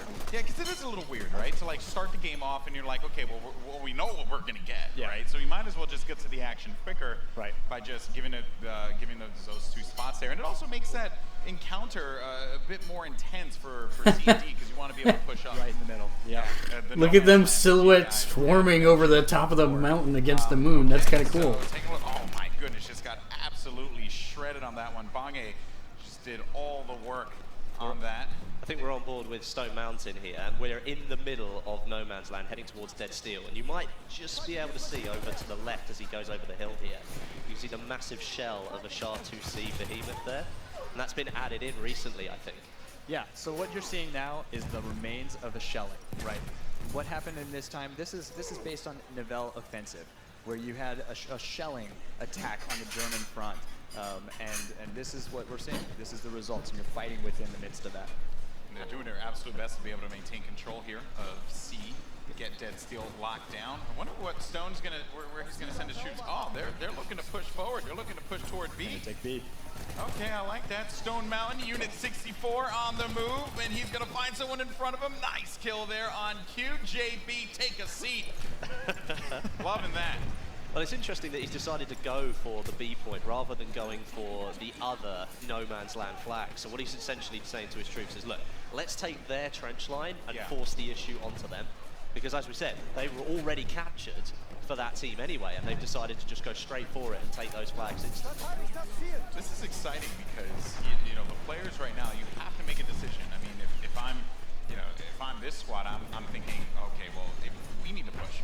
We have to get a little aggressive. We have to, you know, do our absolute best here to kind of maintain our positions. And, you know, the German forces, they only have 2 flags at this moment. Meanwhile, on the other side, though, the French, they're dominating. They are dominating at the moment, and actually, as we were watching Stone Mountain there going for some of the enemy trench lines, we ended up seeing that the 2 objectives that they'd run away from ended up getting taken by the enemy team. So the whole map sort of flipped itself on its head for a minute. All right, here's Miss on your screen here. Miss Ella Cronin, not Missile, Miss Ella Cronin. Oh, the tank, the tank. Wait, is there a tank out right now? Yeah, look, in front of them you can see the HUD icon there. You also got a little activity in the trenches down there as well. That player knew that he was in a real bad spot, so he had to get out of Dodge as soon as he possibly could. Then one of the things I do like about this with the trenches is, you know, there is that, as you saw right there, Miss just threw the nade over. Who knows who that will hit, right? Like, you'll never know in the trenches. Yep. Anybody be hiding behind those corners. Boy, Muggs ended up getting picked off there. The lighting's really interesting in the trenches here, actually, because you've got some points that are very well lit. It's just certain parts, and then you go into the straight, narrow trench, moving towards the next bit of light, but you've got almost nothing in between, so you're just seeing the outlines of players off in the distance. Yeah, and what's left of the moonlight to kind of light those spaces. Well, let's talk about the lighting, though, because there is a distinct difference between the French and German side when it comes to the lighting. Yeah, so this is really an interesting part of the map. We took a lot of interest in creating differences between the sides. And the way we did that, what you'll see is there's quite a symmetry in this map. And the way we did that to change it up is kind of the lighting played a big role. So we made one side, the German side, you'll see a lot of electric lights. So you'll see searchlights, you'll see a lot of light bulbs, and that's going to be a good indicator that you're on the German side of the map. So that's actually quite true to history too. What we saw was the Germans buckled down, they fortified their trenches, and that's why they survived this attack. And then the French side is going to be a lot more organic. You got the fires, you got flames keeping it lit, and everything's kind of wood, and it's all very organic on that side. Almost feels like it's a little bit more, it's been made in a hurry. Like, it was like, we've got to make this now before the Germans make their push. The French really didn't have a lot of time. No. Fairness. Well, what we saw too is that the French kind of So, do they end at 2:30, do you think? Or do they push on with something else for a final half hour? I don't know. Yeah, one of the things I really enjoyed about BF1 What other stuff did they announce they haven't talked about? and we're still seeing it today. The only things that they haven't talked about, they've already gone through Madden, NBA Live 18, but they already kind of gave the sneak peek on that. I don't think we're going to see anything further there. Unless they go into a Way Out or Anthem. They won't go into Anthem, I don't think. Which is like they want to leave some stuff for encapsulating, right? It makes you want to learn more. But you know, we're gonna check out some sniper gameplay here. And Sony, I'm sure. Doom 49, don't let us down, buddy. Get those shots off. Yeah, he was able to get an enemy hit there, giving him 80 points. He's just gonna continue to march down here toward E, getting ready for the Danzig trench. I'm looking for him to take off some faces here. It'll be pretty dope if he's able to do so. And they have 4 points right now, so they are marching down the battlefield. Thanks for joining us. See you tomorrow. Yep. It's actually very interesting because if you look Until then, looking at game that was on. a nice shot there. That was lovely. But if you look at the points at the moment, it's going on a streak here. Oh no! If he would have gotten that shot through the trees, I would have just put his headset down and walked away. But yeah, if you look at, even though the teams are slightly imbalanced on their flags at the moment, the actual score between the two is very, very close. Yeah. And well, maybe it's just the fact that when this was all organised, they went, oh, we're going to make this really even on both teams. I know, right? Oh, bit of bayonet charge there. Oh, it didn't pay off for him. I think he missed his target. Gamer snack with the pickoff there. Paul, what are your thoughts? Yeah, and Westy, I mean, sorry, Andrew. No worries. Dear Westy, Lord. I think to your point, I think that because this is a balanced map, it's very symmetrical. I think that that's what makes this a really easy map to kind of have those balanced gameplays. Yeah, because I mean, looking at it, the structure of it, almost with the trench lines being very similar, you've almost got that feeling instantly anyway. You've got that... Rage quit. I'm out of here. That's it, done. You've got that feeling of it being very balanced from the start, and it's just dependent on whether your team can communicate properly, whether you use the squad leader function to make sure that you're covering your own objectives and then attacking like another single or maybe 2 objectives at once, and then that balance can remain. But if you decide to go too far forward and push too much and don't cover the flags that you currently own, then the enemy team can get in those trenches and it's very hard to get them out. Yeah, absolutely. Well, looking to hold down here on B in the front line. It's a command center of such, so you got fortified buildings around you and good cover as well, and high ground advantage, as you can see X Factor taking advantage of those opportunities when he sees fit. This guy, man, he is a fantastic Battlefield player and also a great YouTuber, as are all of these creators here.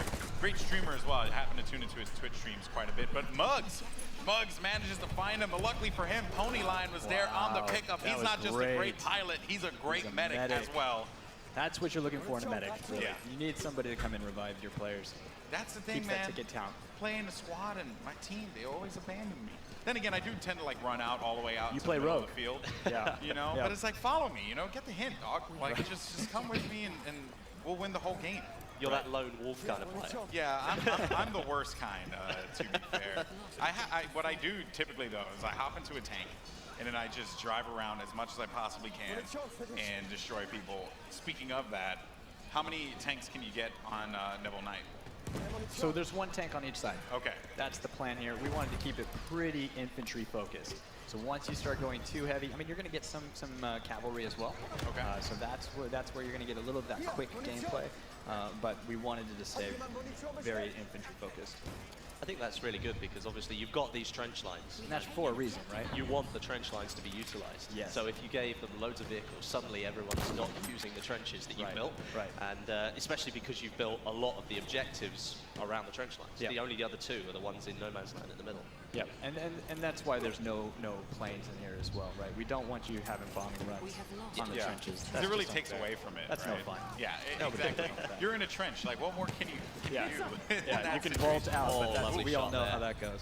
Oh boy, here we go. Muggs looking to He's looking to some work. destroy some people. He's a fantastic sniper, man. I watch his streams a lot, and he is such a great sniper. Oh, don't give the business. Don't Had to give go the with the business. secondary, and he did not. That's the pull it commentator's through. curse, that is. We said he was so I good. know. Yeah, you give them all the compliments, they never pull through. Dude, it always happens that way. Always happens without fail. You got the revive. There it is. I love it. There you go. March on down. X Factor. You're done. This is one of the new weapons that's just been introduced as well, that you guys introduced in, was it the May or the spring update? I think you added a few new variants. Yeah, we had some new variants that we introduced in the May update. Yeah, so this is the The spring Hellregal update. Excuse me, I think it was the spring update. This is the Hellregal Defensive, which has got an optical sight, 120 round drum magazine. Why you'd ever need that many bullets? Well, you know, if you really want to spray and pray. Right? And it's also got the bipod as well. So I guess if you wanted to set it up behind cover and literally as the weapon. Well, when you lay suggests. prone, you are going to be a little more accurate. Let's see. See if we can Look at that. Look at the spread on the bullet too. You see the way that they're just really going in like a tight order, which is fantastic. Like that is certainly something you want to see if you get that. The grenade paid off. He took half health there. Yeah, nice.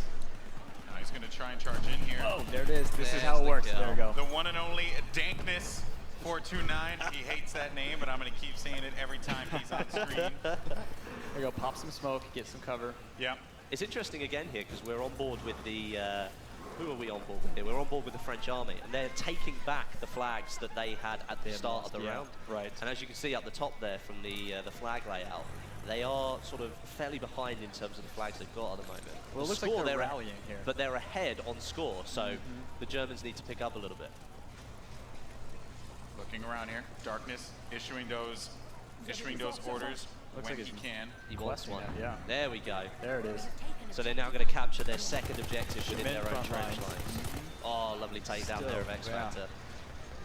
Darkness, man. I'm telling you, we should change his name. He doesn't think so. And there's Miss Ella Cronin, who I mistakenly called Missile a little while ago. But she's flying through the trenches like a missile. Oh, there you go. That's what I do. You gotta bring it back somehow. That works. That works. One in front. Down a couple Wasn't shots. even looking for that. Nukem Dukem, man. Where's your There's your awareness, tag. dog? On board with Doom. Doom 49. The one and only. I think he's top fracking on his squad there, or on the whole team. As a matter of fact, I have to look at that yet again. On the topic of lighting, Andrew, I want Yes. to ask you a question because Battlefield 1 has some dynamic weather in it. That's as well. Does Nivelle Nights have the same kind of dynamic weather that other maps do? No, we're not going to see any storms or any sand or anything like that coming in here. This takes place in French soil or on French soil, so it's going to be kind of what you see here. We feel like the night is really kind of where we want to create that atmosphere. Yeah. Yeah. I mean, the darkness itself gives it a lot of coverage, and imagine adding anything more into that, it could be a little bit difficult. Who are we on board with here? I think it's Doom 49. Oh, he takes the shot. Said Darkness. Nice. Whoa, there you go. I had to you said Darkness and then Darkness showed up. It's like, dude. It worked, right? Fits. It played. So good. It played real well. Well, I do want to mention that we haven't seen it yet, and I hope one of our game changers manages to make it happen. But what about the Elite Kit, man? I want to see some flamethrower action. I do too. Roasting some fools in the trench. I do too. This is also a great opportunity for maybe a trench raider. Oh, you have the trench raider on this map. I think we might be seeing that. It would be only fitting to have a trench raider with a trench map. That's a very good point. Not lying. with the French pack. I mean, this is an extension of They Shall Not Pass. This map here. So I think we should see if they can pick one up. By the way, can we comment on how close this game is right now? 430, 440 to 431. But it seems like the German Empire, they're starting to rally the troops and capture all the bases. All their base belong to the Germans Empire, and they are dominating right now. Now this seems pretty true to history, I think. Yeah, I mean, ain't that the truth? The French need to find a way to fight this one back. They are taking a couple.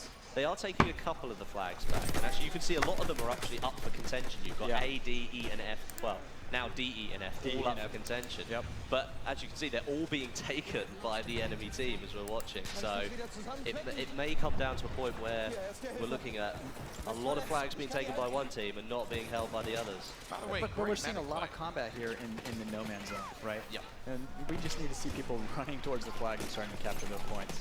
Because as much as the trenches can be very lethal when you run around the corner and maybe get hit with a shotgun, they do provide a lot of cover at the same time. If you know no one's in that trench, you can take cover in it. Yeah, it's a great place to chuck a grenade, as we saw earlier. Yep. Yeah, but it is hard though, right, to determine that. So many turns, so many corners. You just never quite know what you're going to find. And by the way, Miss Ella is just crushing it. Oh, well, there you go again. You just did it. Just, Andrew, You gave the curse. I'm sorry. Miss Ella, I hope you're not mad at me. Over to Muggs now, once again sniping. We know that he loves to do this. But he's using the Labelle sniper, which is the French one. Okay, let's see if he finds himself. Missed it.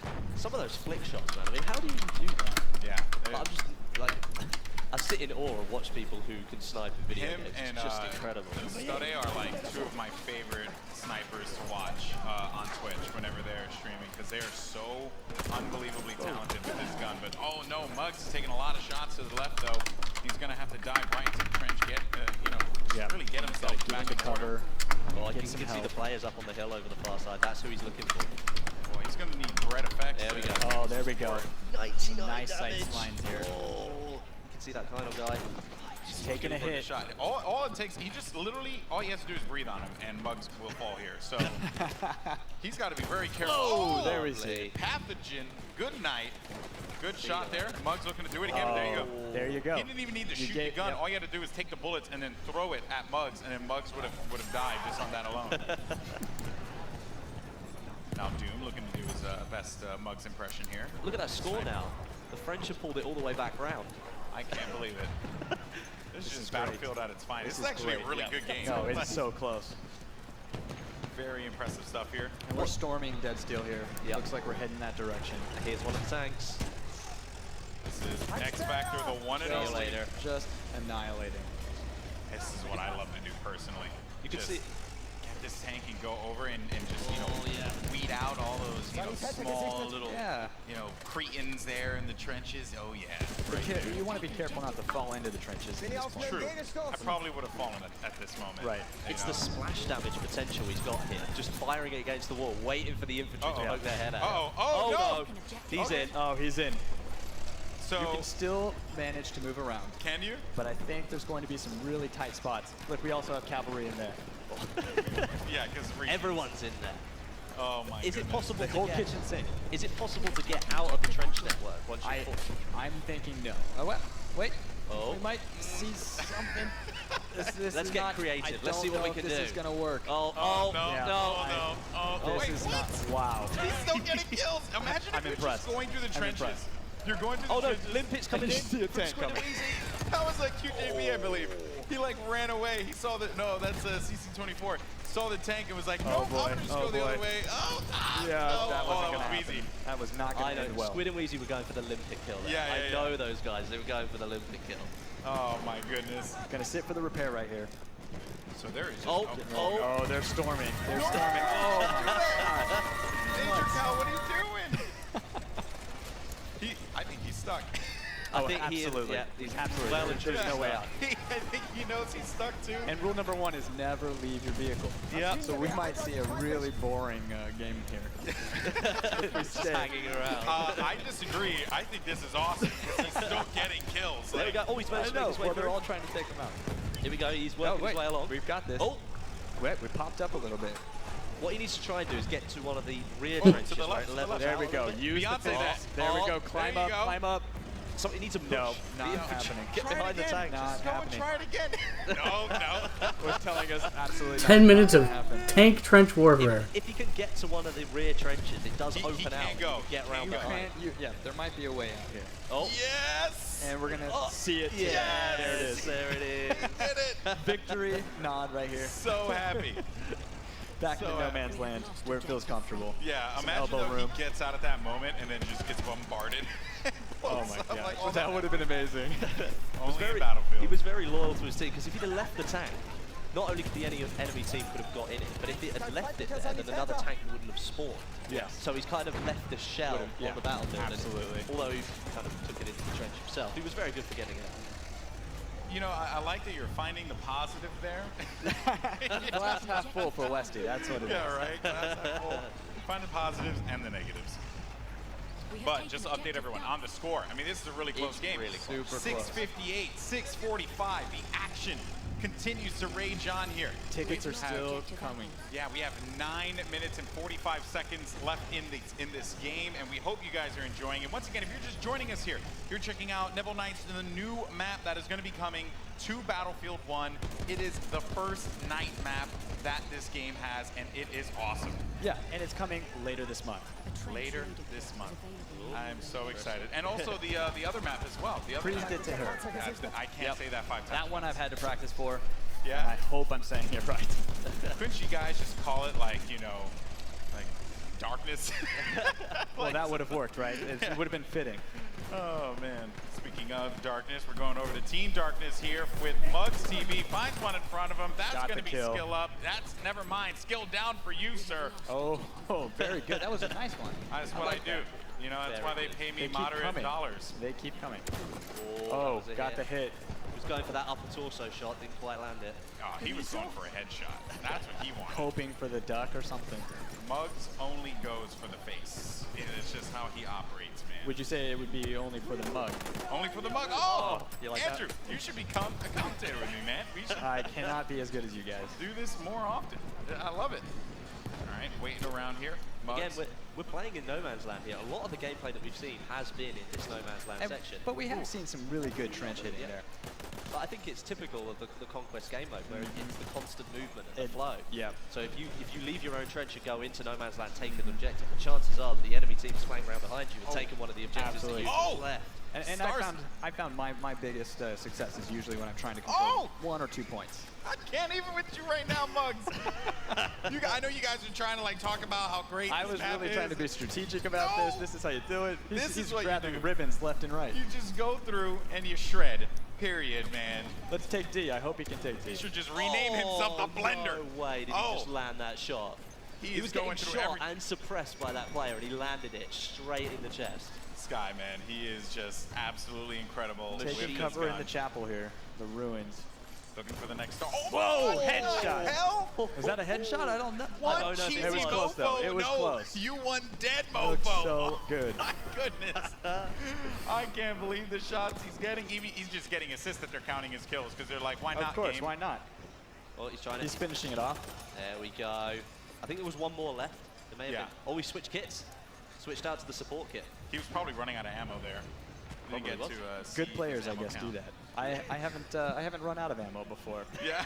I wonder what that's like. Happens to me all the time. God, yeah. Oh, there's the trench Oh, raider. there it is. There it is. That was a trench raider kill. I wonder who was doing. I couldn't see the name of who was actually running the trench raider. Here we go. Stone We're Mountain, following of now. course. This is great. Unit 64 himself. Unfortunately, we're not in a trench, but we are taking cover. We are There you taking go. cover here. This is going to be a good one. Running I'm looking in and forward out to of the this. pillars of the ruins. So this was. I haven't had a chance to tinker around with the trench raider yet, though. Yeah. How So fun is he? super quick, all melee. So you're Oh. running, you have a little extra health because you have this armor on. Yeah. So it is just all out war. This guy runs around, makes some deadly strikes. ready. One hit kills. Get ready. You can Get land ready. it. If you can land Oh, it, go. I'm hoping to see something. Believe in yourself, Stone. No, don't get shot. Leave him alive. Oh, There's one. Jehovah. Sorry, buddy. Look at him on the You gotta back go. there. You can Full see him shark, getting definitely. Oh. Oh, more like a landfish. Oh, man. Just dominating One the health, space. one health. Oh. He's down. He's down. My goodness. That was beautiful. That was good to watch. That was good to watch. That was fun. He knew the pressure was on him. He heard us in the venue, so he was just like, oh, I got to show up right now. The screen's on me. Absolutely. 3 kills in a row. That was worth it. Yeah, definitely. The trench raider's like one of those counter attacks though, because it's like you've got to take. You've only got your melee weapon. It's like you do have the revolver, but it's not the same as an automatic primary weapon. So And the club's the one-hit kill. I mean, you really want to use that guy. Yeah, definitely. And it's like if you know there's a couple of players around the corner, you've got enough health. Just step back for a minute, get your health back, and then just storm them. Storm it. Yeah, because you're gonna win. By the way, guys, an update. 5 minutes left in the game. 5 minutes and 17 seconds to be exact, and it is still a close affair between these two teams. 8:28 to 8:39, and the points just keep on ticking. We're on board right now with Darkness429, an incredible Twitch streamer, by the way, if you ever get a chance to check him out. All these guys, once again, I said it before, I'll say it again, amazing creators that we have here at EA Play, looking to just have some fun and also show off some great gameplay on the new map, Neville Knights, coming very soon, next month? No, coming this month. This month? Oh. This month, very soon. You know what we haven't seen yet? What we haven't seen yet? No one has actually called in for an artillery strike. You can There throw is in an a artillery chance strike to do that. How do you do that? Wait, you're not going to tell us, are you? I think we should see if anyone can figure it out. But Yeah, I can't go into it. Well, if it doesn't happen by the end of the game, We should talk. Yeah, Doesn't the game start off with an artillery strike, though, in the middle of the map? So you do have a little bit of that, just Okay. to kind of set the mood, keep you in your points. Yeah, I like that. I like that quite a bit. It prevents everyone from like going nuts and just charging straight into the middle like a bunch of crazy people. And it also adds like a little bit of like story and theme. Ambiance. Yeah, You know what I mean? That's Ambiance. and that's what this is all about, right? We're looking at almost a tie score at the moment. It's only 3 or 3. Well, there's no tickets in it. It is literally a tie score. 8-7. So close. Yeah, That is- and but it may we're not be going to the tied for time. soon. We are going to the time, just so you guys know. So 3 minutes, 50 seconds. 50 seconds. Okay. And this game could not be any closer if we tried. I swear we did not rehearse this. This happened last year at Gamescom as well. Both games went down to the wire. It did, that's right. Happens every time we do this. Yeah, so what happens when you get a bunch of good players in one room and just have them duke it out, man. 100%. Doom here with the trusty shotgun. Oh! Oh, Melee. dear. That's gotta hurt. Yep. You heard the scream. You knew it was coming. Saying that it's on its way. Yeah, well, that's funny because he's like looking around. He's like, is it above me or is it below me? And then there's just nope right in front of you going through your kidney. Here.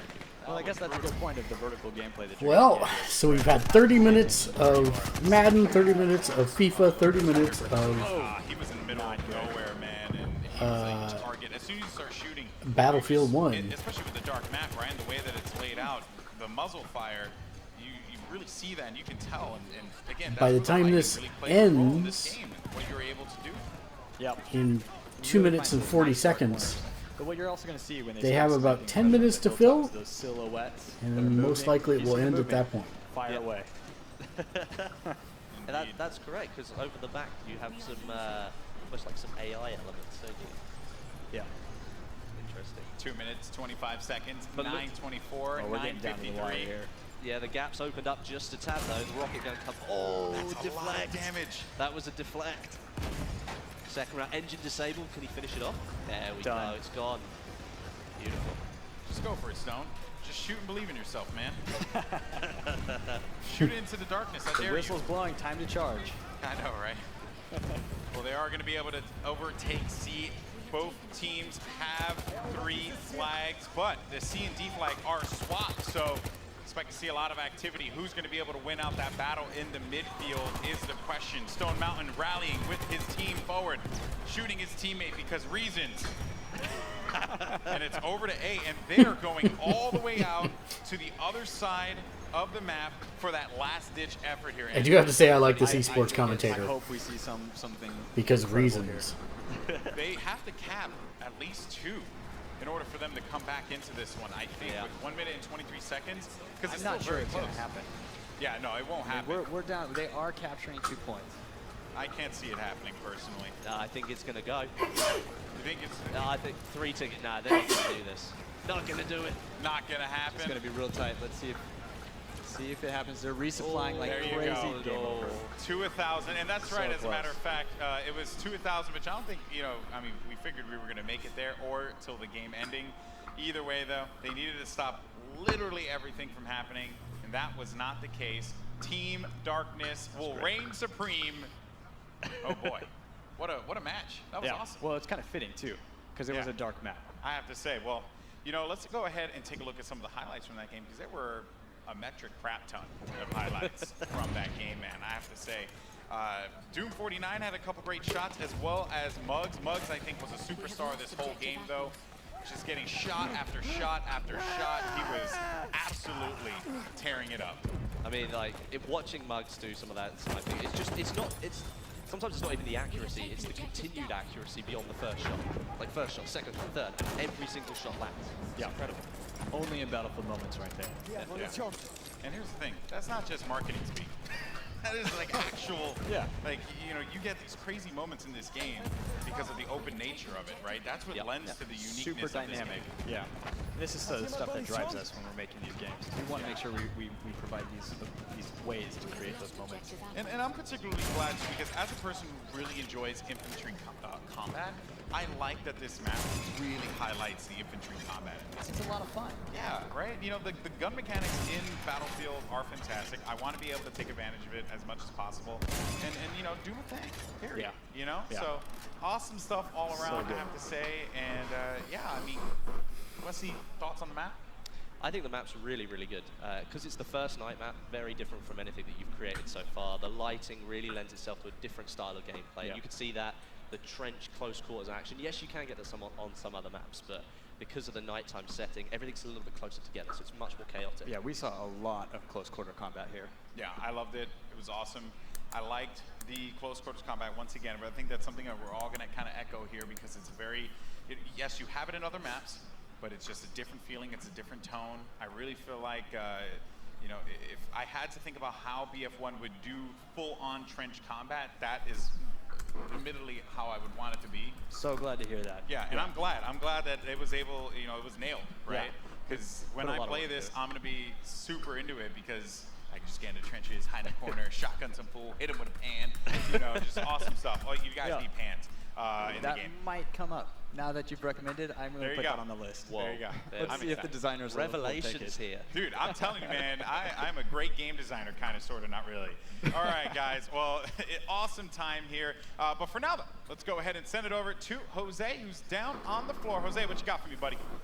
Hey guys, I'm hanging out here with Miss Ella Cronin, who I was trying to get an interview with at the end of that round. That's why our team sort of fell behind. So I feel like it was my fault. I apologize. But tell us a little bit about your experience with Neville Knights and how you think it's going to affect the Battlefield 1 players out there. It's really fun. Like the nighttime aspect and the fact that it's dark and so much harder to see what's going on completely changes the atmosphere. So yeah, no, it's really different. It's like a completely different experience. And how do you approach the night maps as compared to the typical daytime or desert-like maps that we've seen in Battlefield before? I mean, I like being a medic anyway, so I tend to stand a little bit further back from the fights and just try and heal and keep people alive. So yeah, that hasn't really changed. I kind of can like hang back, try my best to keep my team alive, keep my squad alive. So yeah. So is it difficult to approach being a medic when the lights are out? It's nighttime, Neville Knight's shining down, all you see is the sunlights, the twinkle of lanterns. Does it make it harder for you to sort of find your teammates, or do you just sort of rely on your icons? It does. It does make it harder, but it also makes it harder for them to see me, which I quite like. So it works out both ways. Smart thinking. That's how it's done. Well, I'm sorry, I see your team has left you again to play some more. I will let you get back to playing. Thank you, Miss Ella Cronin. Back to you guys at the table. We're going to play some Neville Knights. Awesome stuff there. That was Missile herself. Missile Cronin. No, Miss Ella Cronin. She was a fantastic medic throughout the game. We got a couple good clips of her really, just keeping everyone going. And that is essentially what a medic needs to do, right? Yep. Just, because you got those medics, okay, who think like, oh, I'm just going to heal myself. No, that's not what you're supposed to do. Okay, you're actually supposed to, like heal your teammates. Be a buddy. Battlefield squad game. That's right. Resupply and revive. Resupply and revive. That's Love it. it. I had such a good time, man. Westy, what a day. What a day. Yeah, it's been really good, but we're not quite finished. Oh. There's one more thing that we've got left coming. Okay. There's been a really special video that's been made by one of our Battlefield community members. We're going to flick over to it now, and we hope you enjoy it.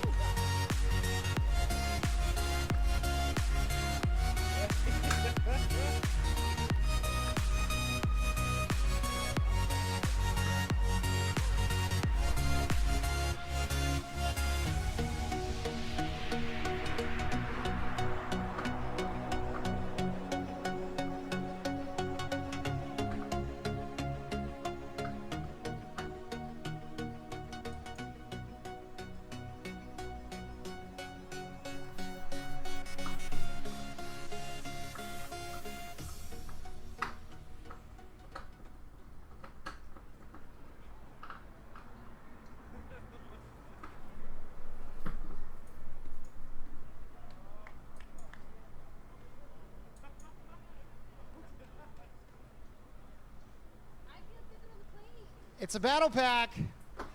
Ladies and gentlemen, thank you, Dan. Jeff, you guys are doing so good. You guys carried this battle pack all the way out here. Muggs, what's this? What's this? This is a very special battle pack for a very special woman. We met at Twitch, through Battlefield. We've done so much with the community. It has been an amazing, experience with you, and I just, I want to share it with you for the absolute rest of my life. And Evelyn Rains, would you marry me? Yes. Yes. Can we get Well, I three think that's a hoo-yahs on first three? for One, E3. 2, 3. Hoo-yah! Hoo-yah! Hoo-yah! She said yes, in case you guys missed it. There was a nod, but there was a verbal yes.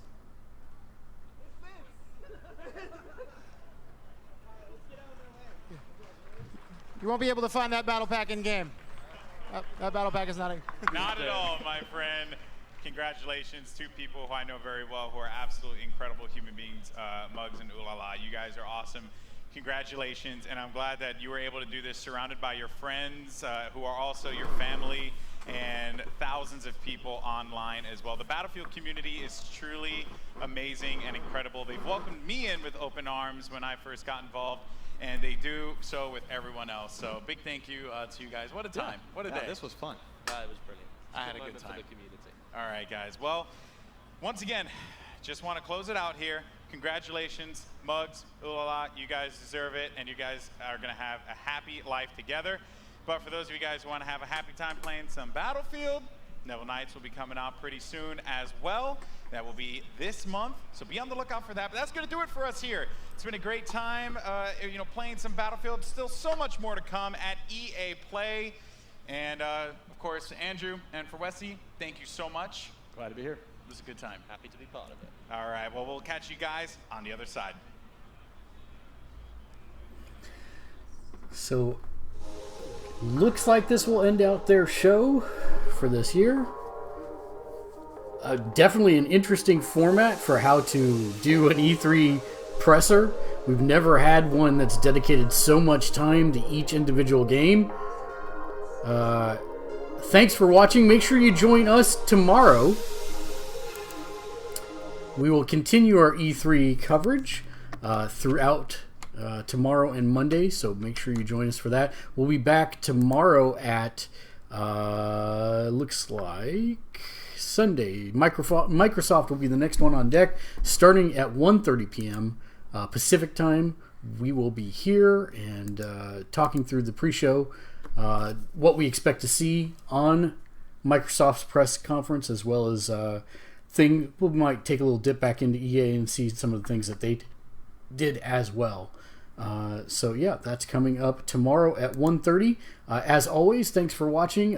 Leave comments and feedbacks. Make sure you hit that like and subscribe button. And until tomorrow, game on.